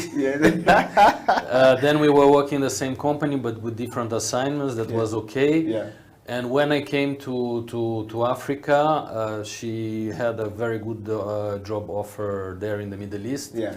So my wife lives in Dubai, and she's not in the operations, but she's in what we call e-commerce. Yes. She managed the online business for a big hotel group. Okay. And she's successful. So we try to see each other every 2 months. Okay. And during holidays, Yeah. of course. Okay, and the children? We don't have direct children, but we have a boy that is our nephew, but we take care of him. Okay. And but he is preparing his exams to university now, so he's in France. So they live with the mother or lives with you here? No, he is now with the grandparents in France. In France. Yeah. Okay. Well, now we wanted to just touch base on that. Sometimes people think that you general managers are, superhumans. You're not. You don't have a life to live every single day besides the work, because we see you in a tie, we see you signing things. We don't know that you have a life to live, but you've given us a space to actually understand, that you have a life and the things you do every single day. JP, we've come to the end of the show. We are using less ties now, huh? Yeah. Especially on Fridays. Why? It's a trend somehow. When you have official events and things, you put back the tie, but more and more in the hospitality, GMs, all the people working in sales and marketing, it's a bit more relaxed. Yes. It's a trend, okay. So that you don't have that the seriousness that comes with it all the time. So I try to combine that. Oh. And your final word to those who nominated you, what are you looking for 20 years, 50 years from now when you're finally out of Uganda? What you'll be looking forward to? What would you like as your legacy, that when you leave, they will say, once upon a time, there's a man called Jean-Philippe Bentecourt who was a general manager of Sheraton Kampala. Well, that's definitely something that it's very somehow important. Sometimes I think, what these people will remind of me when maybe they will be in my position, or if someone say, oh yes, finally I remember that GM, I learned. The young, sometimes they don't see immediately that effect. Yeah. And I know by my experience, I had a very tough general manager that I remember sometimes I feel like crying because he gave me very hard times. Yes. But I end up like having not only respect for him, but affection, and still sometimes he's kind of old now, but sometimes I send always a message for Christmas. But he had a big impact in my career. Yeah. But he was tough. Yeah. Sometimes I have to be tough with my kids. Sometimes they learn how to deal with me, but they know that I am very exigent. I'm very detail oriented. I'm very guest oriented. When there is an issue with the guest, I feel frustrated. Yeah. And but I hope that from what the examples, the walk, the talk, or whatever, that I can transmit to them, that one day they will remember myself, and especially I think the ones that will progress in their careers. And it's difficult to project myself in 20 years. Why? You're living a healthy life. Yes. Yes. But as I say, the world changed so much. Where will I be? We have a plan with my wife where to retire or to settle down one day. We have a nice place in the south of France, which is a very good region with very good weather. And but I hope that I will still be coming here to Uganda once in a while. I don't know, maybe after a career in the operation, I will go to what most of people that acquire a lot of experience and knowledge to some kind of consultancy. I think that if I have this opportunity for the rest of my life until I'm really capable of being a resource or supportive, or I can help some projects, development, training people, guiding people, I'll be. I don't see myself like staying home doing nothing. Yes. Or I feel that I will always need to have some occupancy. Yeah, okay. I don't have that. I know in Uganda and in Brazil it's not like that because people feel that they have to work until very late. But in countries like in France, in Europe, people think, oh, I'm going to retire and this is it. I'm going to live now enjoying life or doing some social work. Yeah. I don't see me fitting in that. I want to keep being active and doing things that are meaningful. Wow. Well, JP, thank you very much for coming to the program today. We really appreciate to have you on the program. Thanks to the public. I hope that I was I was useful or that I could pass good messages, and I am available for questions. It can go through you, or if anyone wants to. Yes. Well, if you have a question, we definitely want you to write. We can sample 1 or 2 questions as we go. I want to just say this. Edio Killer, thank you very much for bringing that gentleman to the show. I am a person who goes to Sheraton for breakfast normally every Sunday, but COVID came and hit us hard. We no longer enjoy what we used to have. Well, we are back. We are. I mean, we've never really locked down completely, especially the breakfast. Yes. We are open there same hours. I think it's because they were locked down at home. Movement is a problem. No, but we are fully operational. And on Sundays, not only we have the breakfast, but we have the very nice brunch. And which is very nice for families, for the kids. They can go to the pool, the parents enjoy the food. There is good entertainment. There are some activities for the kids. And even now on Saturdays, and it's being very successful, we have what we call the Splash Saturday at the pool of Sheraton, where there is a lot of activities for the kids, some barbecue. Mothers are loving it because the kids are busy and they can enjoy just they talk with each other. And do other things. Wow. Okay. Edio Killer, thank you very much. I live and work in Europe. I'm glad to hear that Sheraton is taking shape and that Marriott is taking over. At some point, Sheraton was becoming a pain. When you look back in the days, the glories that were gone, but I've seen the general manager saying the renovations happening. I had my wedding at Sheraton, and it was a bit disappointing some years back, and yet I grew up as a boy who used to, enjoy going to Sheraton. Oh, that's so nice. No, it's for sure that Sheraton, there was, and that's from the feedback I've heard, went through a phase that the quality of service, the guest satisfaction was not at the top. Sometimes I hear, oh yes, Sheraton is not a good place to go anymore. Maybe they were living in their glories. I don't know why. What I know is that since I came and with my team, because for me the team, if I don't have a good team I cannot do anything. But we have brought back the hotel to a level that I think, from the feedbacks I received from the market, from guests, we are a key player. And yes, renovations is some of them have taken place, but there is still quite a lot of work to do. It will be there, I hope, very soon. All right. Just because of our time, we'll not be able to read all your comments, but JP will definitely come back on the show. We want to probably visit Sheraton Kampala and look at some of the things that they're doing there. And of course, we want you to go and visit Sheraton Kampala and support it right at the center of Kampala. JP, somebody is asking me a question here before we go. In Nigeria, we do what we called, personality placing. But is this the same thing in Uganda? If a personality appear in, let's say in Kampala, would Sheraton Kampala give an on-board because it happens in Nigeria quite a lot? Does this happen in East Africa? Ask the general manager. Sorry, I didn't get personality. For example, if a personality is coming from another country, let's say a celebrity, to Uganda, does Sheraton Uganda offer to give a complimentary to that personality that is coming, let's say a celebrity? Yeah, well, we have a certain number of partnerships with, different,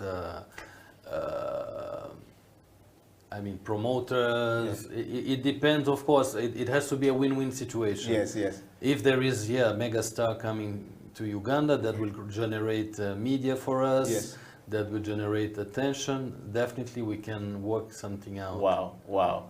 Well, there they have it, and we want to say thank you very much. JP, thank you very much for coming to the show. We're going to have to bonga and say goodbye to all of you guys, and thank you very much for being a part of the, CEO Bench growing bigger and better. Until next week, we want to say goodbye, and Eddie Okila, Jean Philip, Bintercourt, General Manager of Sheraton, signing out.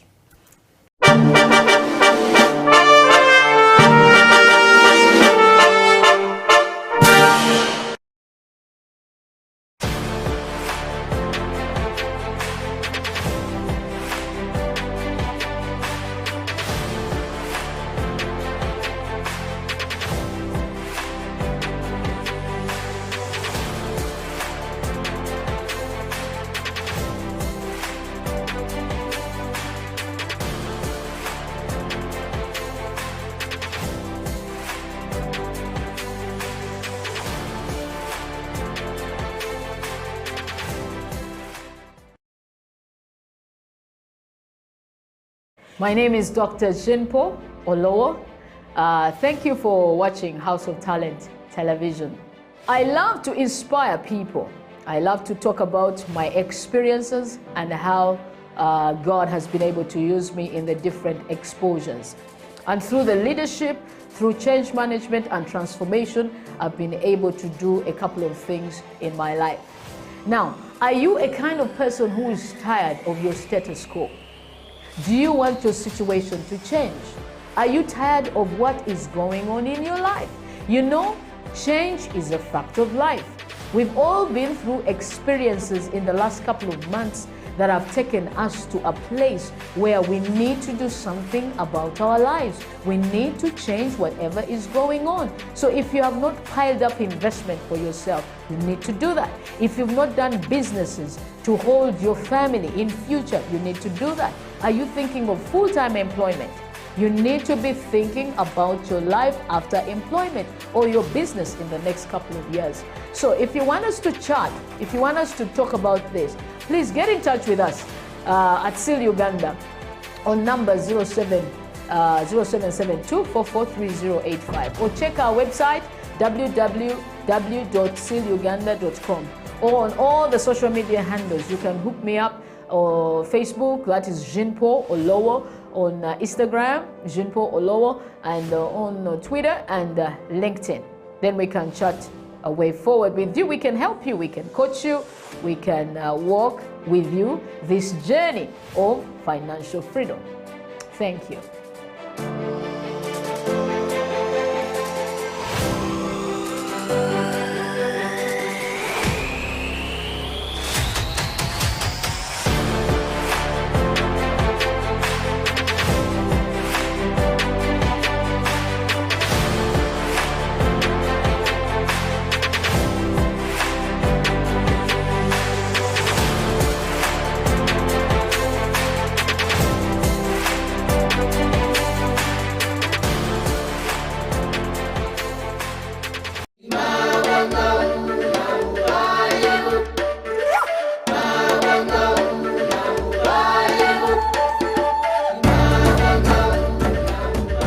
I am Flavia Luanga. I'm the Human Resources Director for Airtel Uganda. Just been through the roundtable discussion on, what is the importance of doing more than one international languages. And we are doing this at Alliance Française. Personally, I believe it's important to know more than one international language. Obviously, most of us speak English, so because it's really known worldwide, pretty much most people will be, English speaking. And personally, I choose, French because it's equally, largely spoken on the African continent, and so we have the, the Anglophone countries, then we also have the Francophone countries.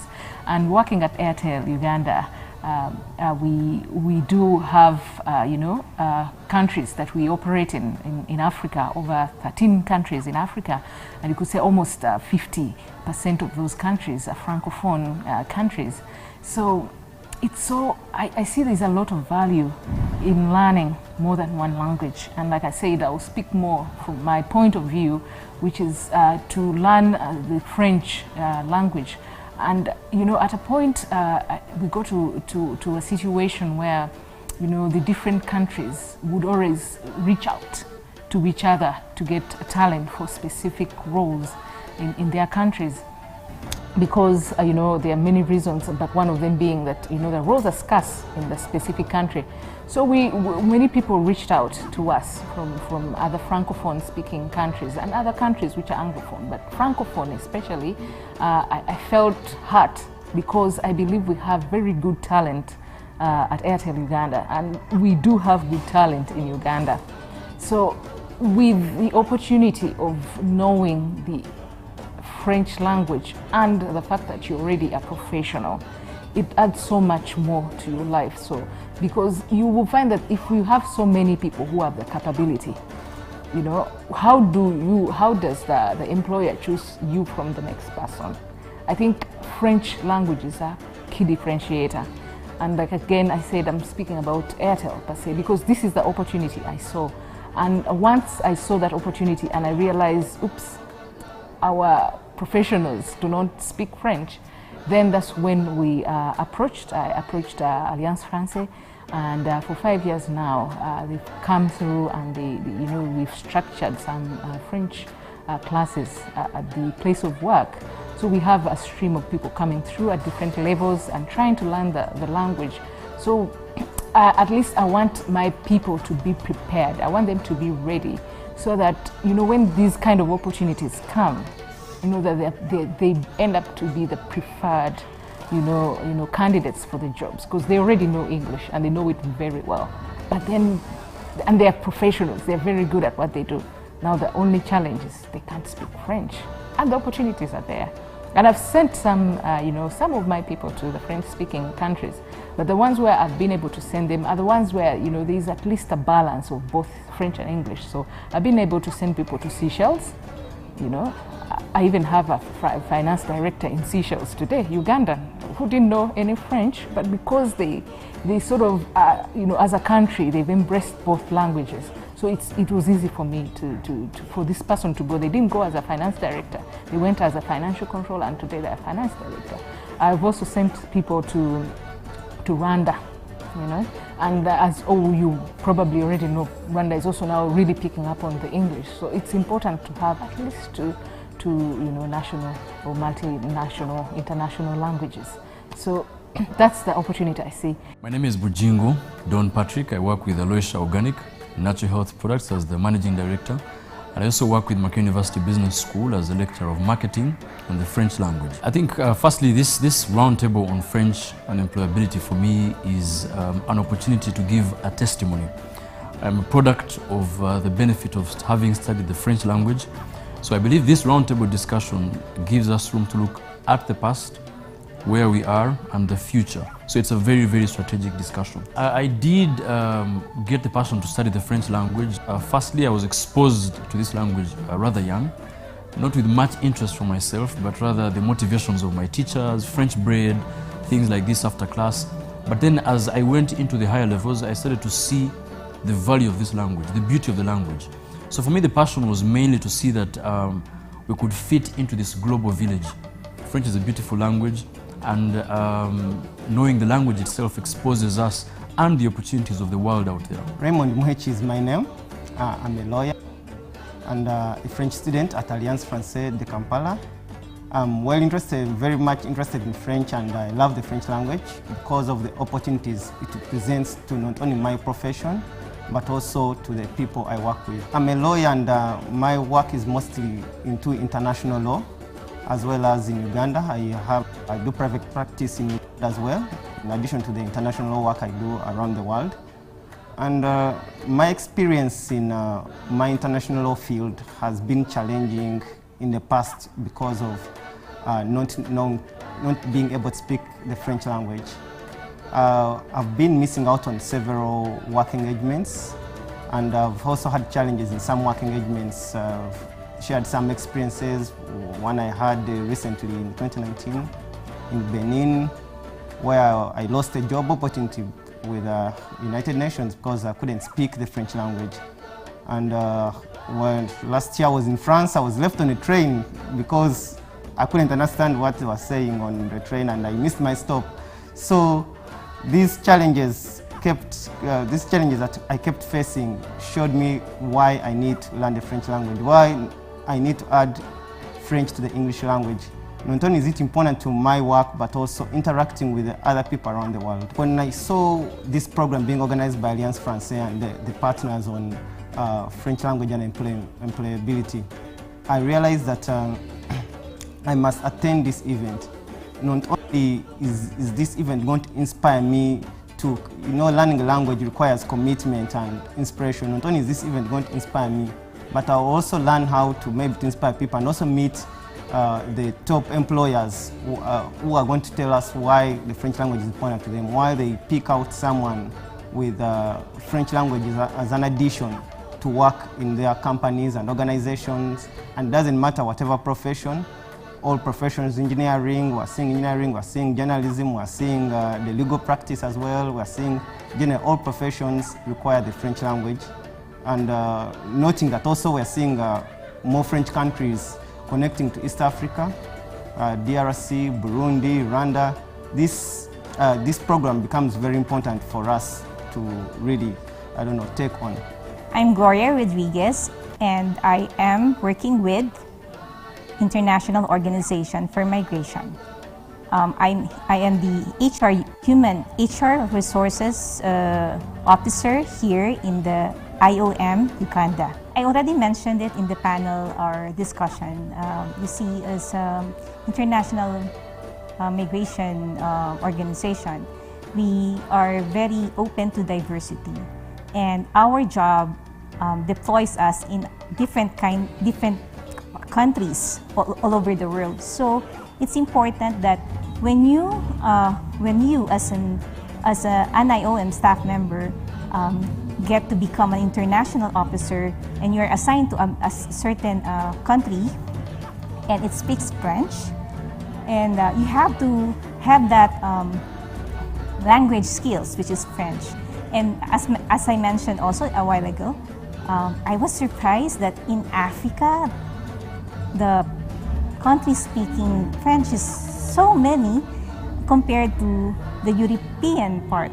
So that's why we require ourselves to learn a second language or a third language if we can, as much as possible, because you really have to blend in the culture, and language is the key to the culture of the country. So yes, that's why we require them. They have to speak the language where they are supposed to be. My name is Walimbwa Teddy. I currently work with Stanbic Bank as a consultant in the call center. I've been working so far for 3 years under Stanbic Bank, and proudly to be a member of Alliance Française, the French club. It hasn't been long, but I'm proud to be one of the members. I did French part of my university program, but it was a compulsory course because I was studying with the Missions of Africa. So because they have French programs, they have English programs, so I had to do French. So I did French for 3 years during my social sciences bachelor's course. And then they sent me to Congo for 2 months to have an experience in speaking French and listening besides the classwork. And shortly they sent me to Burkina Faso for 4 months, and I did intensive, it was an intensive program, but it was more of past work, like interacting with people, of which it helped me so much, because if I didn't have the knowledge of French, then I wouldn't interact with the people, I wouldn't get information from them, and I would feel it difficult to fit in the community. I also picked up a lot more from the other speakers. I picked up a lot from the people who are, the students who are seated on the floor. And you see, there's a lot of opportunity. So the question is, why do I have to learn French? For me, the simple answer is, you do not know what you will stumble on. You just don't know. When I hear that, the kind of testimonies that came through, you realize there's, you cannot even put a number to the opportunities. There's so many opportunities. Some we know, some we don't even know, but they are there. So just learn the language. My name is Magali Losange. I'm the head of courses of Alliance Française Kampala. I would say first of all that was a direct answer to a request we heard a year ago. So a year ago we met with a couple of teachers at Chambogo University, and some of the head teachers asked us, how can you create more awareness on the specific job opportunities offered for people who can speak French? We thought about it. We realized that instead of having French teachers telling them the full story, it would be better for us to meet employers and employees who are already living this idea that with French, you have access to more job opportunities. So this conference was an opportunity to listen directly from the people who hire people speaking French, but also from the people who already speak French and are using this skill for their professional career. Yes, I think the French language has come in fundamental for me as primarily as a French teacher, being a lecturer of the French language in Macquarie University Business School, and also being a marketing lecturer. Now this helps me fuse the experience that I've seen in the French world, because I had a chance to do my master's in France, in one of the top cosmetics brands in the entire world, called L'Oréal. And for me this was an experience to see the marketing angle at a global perspective. And at the end of the day, I picked this experience to share with my students. And how this also now taps into Aloysia Organic is that we want to tap into this global market. How will you tap into the French market when you do not have any chance to speak the French language, for example? So meaning our products can be able to reach the French-speaking community, the Francophone community in Africa, and this is the future really. Today, this language is becoming an official language in the East African community. I'll speak, yes, from a human resource, but there's also a business angle that I picked up here. And I was like, okay, this is something I'd never thought about. From a human resource perspective, obviously, like I said, I've seen so many advertisements from the time I started, looking out for a job when I just left university. There's so many adverts I've read and they say French is an added advantage. Je m'appelle Raymond Muhechi. Je suis avocat international ici à Kampala. Aujourd'hui, prendre employability en langue française pour prendre langue française, practice. I would like to think that the students realize that there are so many opportunities. Usually we think about the most obvious ones, such as, of course, French teachers, translators, but they realize that the French can be this little extra touch. So as long as you have a specific education, French will open more doors for you, but it can come along with so many different skills, and it can be used in so many different sectors. So the main goal of this gathering was to inspire and to put a light on all the different opportunities. From the HR managers, I hope what they realize is that there are already a lot of people who can speak French in Uganda. And on my side, the idea was, okay, how can we do more moving forward? Je m'appelle Flavia Luanga. Je suis une étudiante de langue française depuis 5 ans. Je suis apprendre avec l'Alliance française, mais je parle un peu de la langue française parce que je suis très occupée avec mon travail. I'm Flavia Luanga. I'm a student of the French language. I study at Alliance Française. I speak very little of the language because I am too occupied with my job.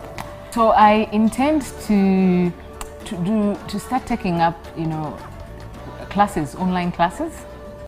I intend to read French written books, and I want to also get into the videos, do movies, simple movies. And then I also want to join the French club here at Alliance Française. So we were sharing quite a bit with Magali and the director on some of the things they could do, given my experience with, someone who's been loving the language and learning the language. So I shared with him some of the few ideas I had that could probably help, people like myself. My name is Guy Maza, and I'm the manager of this research center of Alliance Française, which is also called Library, which happened to be the biggest resources center with French and Francophone resources.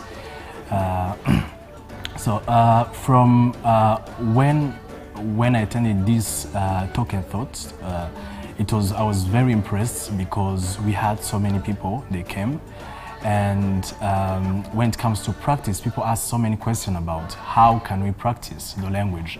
And as the manager of Resources Center of Alliance Française, I could relate to those questions because I've been asked so many times by students and also members who want to to have opportunities to practice the language, because in Uganda it's the English is predominant, so they don't have so many opportunities to practice outside of their classes. It was a great opportunity for them and also for us to hear from them what they want, the expectation. And from someone who work here, and also who is always in interaction with members and also students, I would say we have a huge responsibility here in the library, because we have resources, physical resources such as books, and also movies, DVDs, and internet, because we provide them with internet. And then we always advise them to use them, to borrow those books, to go home and read. Now we have an online library. You don't have to come here and read from here or to borrow a book from here. We can create an account for you and you go and you practice from home. And then for us, the library provide them with so many resources in French, so many resources in French, yes, physical but also online. And also we have activities which help them to practice the French language, such as French Club, which is an opportunity for students and members to share and to speak on different topics in French.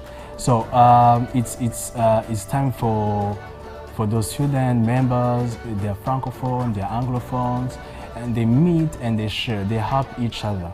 Yes, and also we have other activities with different purposes, but the main goal is to help them to practice French. First of all, I would like to say that this is something we hear very often, and that's why we try on ourselves to be more flexible and to really adapt to the schedule of these busy professionals.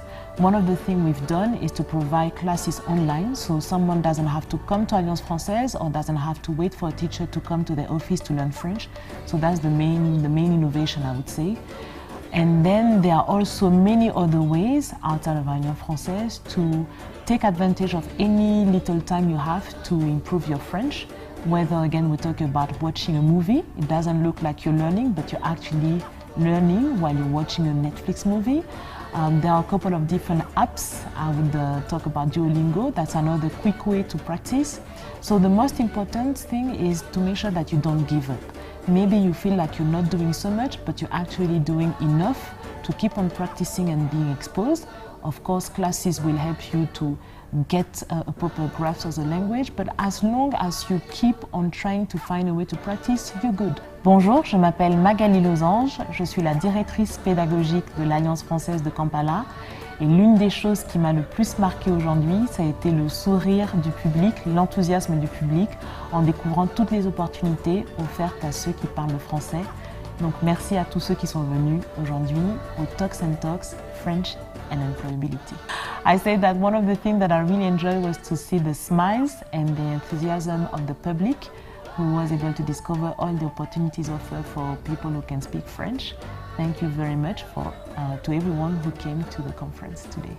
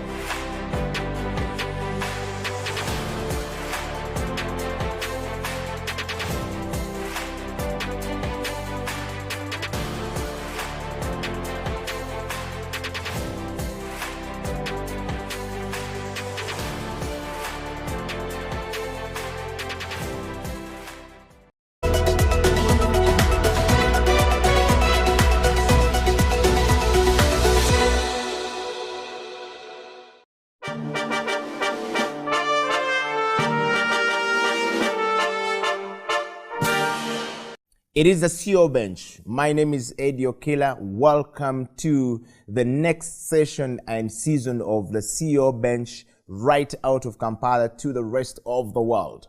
It's a 45 minutes of a bumpy ride with the CEOs, those who are on the top, those who are rising to the top, and those who are coming down from the top. What is it like to be a CEO? What is it like to lead yourself to a certain degree of respect in our society today? Today on the program, my guest is a man who has been around for a long time. The man who speaks and breathes marketing. In fact, it is believed that marketing was injected in him from birth. Ladies and gentlemen, with no further ado, is Mr. William Kalombo. Kalombo is a fellow of Nairobi University and a marketer by profession. He is also the convener of the famous Marketers Night Out in East Africa. He is the great publisher of the marketing publication magazine across Africa, the greatest that we have springing out of East Africa. He's on the program today to share the journey of who is William Kalombo as the CEO of Marketing Africa. Ladies and gentlemen, Mr. Kalombo, welcome to the show. How are you doing? I'm doing fine, just a bit scandalized with all these lights on my face. I'm not used to it. First and foremost, thank you for risking to trust that I can have any value for your listeners. That's my disclaimer. Yeah. So at the end of the day, if they do not harvest anything, I think they should shoot you, not me, because I did not invite myself. But thank you all the same. I'm Kalombo William, as you said correctly. I am a marketing by profession. I breathe and inspire marketing in everybody that I talk to and I meet. Wow. Now, that said, William, I want to just take you down to, you know, the CEO Bench is all about marketing, rather leadership, and leadership at self, leadership at change and management of change, and leadership at an individual level of William Kalombo. We want to just dig down and know who is William Kalombo first. As I said, I am a marketing person. I publish Marketing Africa magazine for many years down the line. We do a lot of professional networking events across the region, as you mentioned. And yeah, that's all. We want to just go back to Kalombo as a child. Where do you come from? Are you African? Are you Kenyan? Are you Ugandan? You say you published across the region. We want to know from you. I'm a Kenyan from Kakamega in Western Kenya, former Western Kenya. Now there are counties in Kenya, but domiciled mostly in Nairobi with a regional feel, because I'm Ugandan heavily, I'm Tanzanian heavily in trade, but I am a Kenyan and African in spirit. Let's talk about Kalombo as a child. I don't remember. I wasn't able to connect at that time. I think that one my mother can tell you very well. Yes. So in Africa, when you were growing up, we want to collect the story of how we started our life from a journey of being a child to adulthood. Growing up in Kakamega, what was it like and where did you see yourself when you were growing up? I never saw myself far. After school, of course, every child's interest was to finish high school, go to university, get a job and move on like that. But my journey was interesting. After I chaired the Marketing Student Association of Nairobi University, I got an urge to run my own kiosk. So immediately we finished college. I think I worked for about 1 year. Then I started my own business. We were doing BTL stuff for many corporates across the region again at that time. So I can say I have worked in a formal setup for not more than 12 months since I left university. and you became independent. Where do you draw your inspiration from, Mr. Kalombo? For people who are watching you from all across the region, I'm very certain many of my friends in Kenya who are in the marketing space would want to know who is really deeply Kalombo. You've never shared this story before, but where do you draw your inspiration from? My inspiration is a function of the fear of failure. Just imagining that what you are structuring is going to collapse on you keeps me awake every other minute. When you say the inspiration of fear of failing keeps you awake all the time, I mean, what is the backbone of that fear? Did you fail before? What happened? How did you reach to that point of saying, I cannot fail? I have successfully failed on very many occasions. What pricks me is when I fail without planning. Not that I plan to fail. What I mean is if I have a project, for instance, I do every available thing to make sure the plans, upfront plans are working.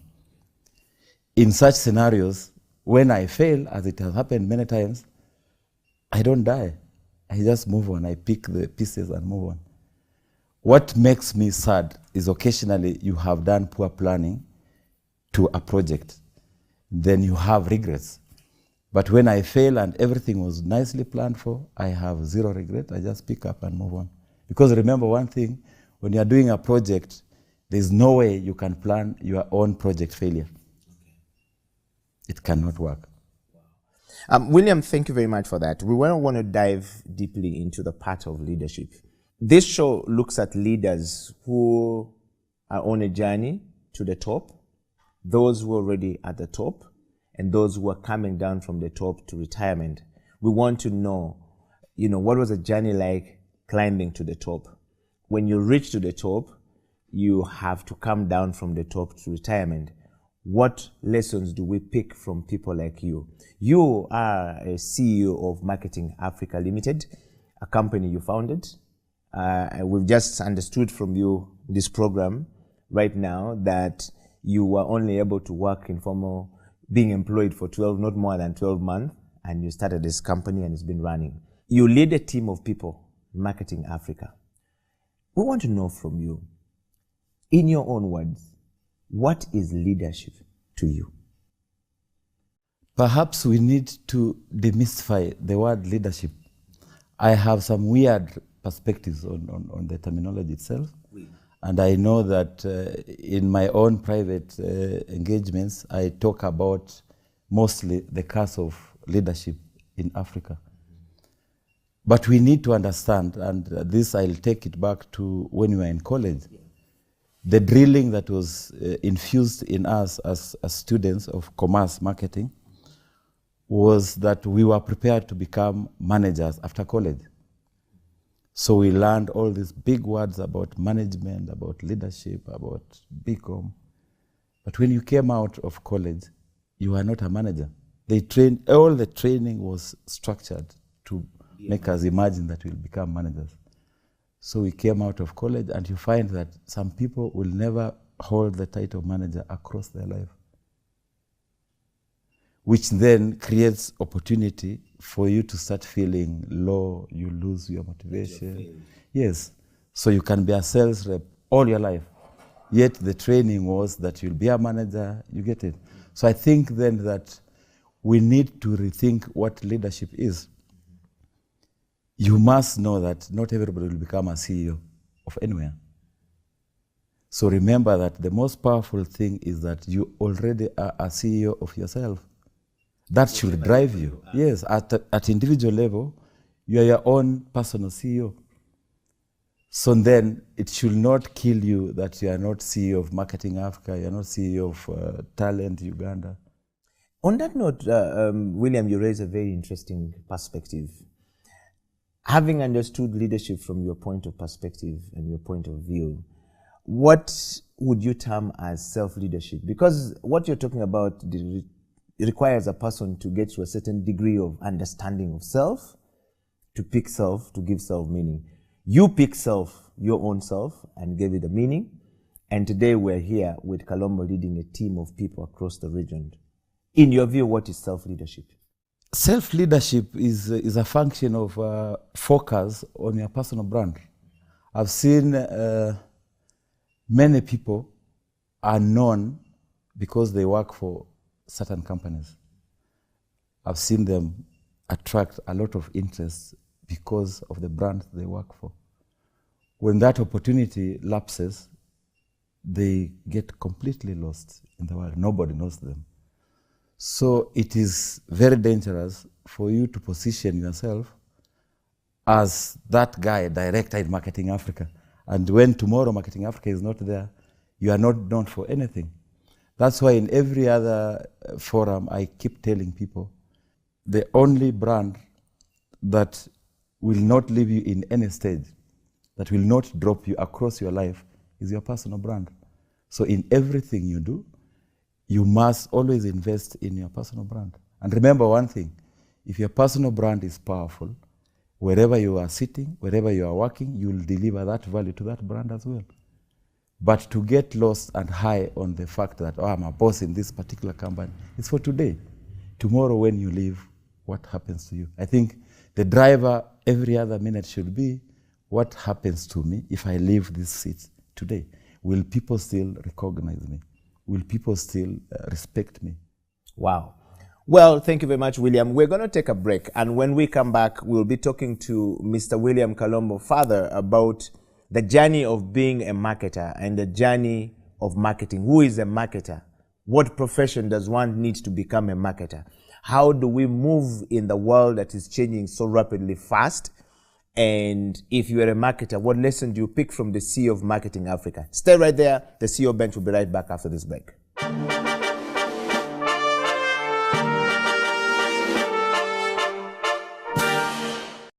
Welcome back to the CEO Bench. My name is Eddie Okila. The CEO Bench is a 1-hour program springing out of Uganda to the rest of the world, giving people an insight into the life of a CEO, either when they're retiring or when they are going up or when they're on the top. What is the journey like for a CEO? How does one get there? Today on the program, we have the CEO of Marketing Africa, Mr. William Kalombo, a seasoned marketer, a great thinker of marketing, breathes and thinks marketing even when he's sleeping. Mr. Kalombo, welcome back to the show. Thank you. Marketing in itself is something that most people don't understand very well. But you are a marketing professional and a CEO of a marketing company that is leading in East Africa. William, in your view, what is marketing, first of all? It's the art of identifying consumer needs and delivering on them, even beyond them, at a profit to the owner of the brand. William, I want to take you straight to some of the questions we designed for you today, which should be able to give us an understanding of a CEO befitting of a marketing company, but also as a viewer, what do I want to pick from a man who is on the top? You've been on this journey for a while. I want you to start by telling us, how did you think about starting Marketing Africa? What was the inspiration behind it? And what is Marketing Africa all about as a company? When I was at the university, we had a publication. It was called the Marketing Review. And we were able to publish that magazine and get 18 full-page adverts at that time, which was a first. I've never seen it up to today. And we made a lot of money from the magazine. At the same time, we were running events as an association. We had an event every week for the 12 months that I led the association. We had industry tours. The most popular, of course, was to the brewery, which was happening every Thursday. So we grew the association to such a level that even the watchmen in the compound wanted to be members of the association because we had so many functions. We were giving a lot of giveaways. We started at that point a canteen. It took me about 4 months to get approvals from the VC to get this canteen, and through the support of my patron, Professor Francis Kibera. The resistance from the university was because they were not understanding what we want to use the canteen for. But what we were looking at that point was to get a laboratory-like scenario where students of business can come and try out the theories that we pick up from the classrooms. When we launched that canteen, I think we had about 1,000 people in Lower Kabete campus of the University of Nairobi. And we did one of the biggest Guinness promotions ever done up to today, where a lot of prizes were on the giveaway, on the list. It was a scenario where even saved people were participating in the activity because we had to buy a drink, get a voucher, and then get a raffle. Even saved people, you call them Mologol, I think, were participating in this scenario, so they win a prize and leave that beer there. So we started at that point. After university, I told you I worked for 12 months. Then I started a company that was doing below the line activities. So we are doing... That's what we call in marketing BTL? BTL, yes, yes. So we did that for a while. And then I made a suicidal move to imagine that I can publish a magazine. Since I had done a very successful one in the university, I thought I can do it now commercially. So I set shop to do a magazine. And one of my board members, he gave us the magazine to do for the society. And that magazine had died. They had, the last 3 years, I think, they did 4 issues, 3 issues, 1 issue, then 0 issue. So we picked a dead publication, reawakened it, and it hit the highway. It was called Sokoni. When it picked... I was a big reader of Sokoni Africa. Yes, when it picked... some people, out of their own wisdom, imagine that they can micromanage us and extinguish us and take away the project and give it to somebody else. As always in Africa? Which they did. So they took away the magazine from us on the claim that we didn't have a contract. So we are fired, literally. So we had publication knowledge, but we had no publication to do. That's how now Sokoni Africa was born. So we started doing Sokoni Africa, and the MSK sued us. They said, you can't use our name. You have to drop the name, look for your own name. So they took us to court, and we were in court for about 9 months. Within that window, we were able to publish, I think, 3 issues of Sokoni Africa. The courts ruled that until we clear the full case, the case is completely hard, we can't use the name. That week was, I think, the worst week we ever had in our office. And I remember our lawyer is called Mereka. He's a senior counsel in Kenya. We were in the same building. He came down and found everybody happy and jumpy, and he asked, you guys, we just lost the case. What is happening to you? We said we are fine. We said we are fine. So what happened a week after the court banned us from using Sokoni Africa, we launched Marketing Africa, which is Sokoni Africa in English. Okay, just hold it right there and send that comment because Colombo has just hit something very interesting.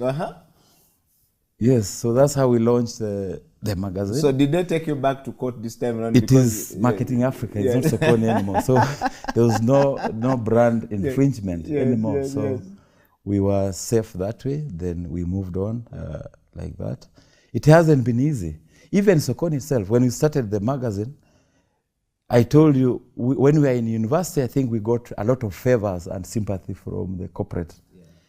In the commercial space, it was very hard to sell space because magazine, what drives a magazine is space, selling the adverts.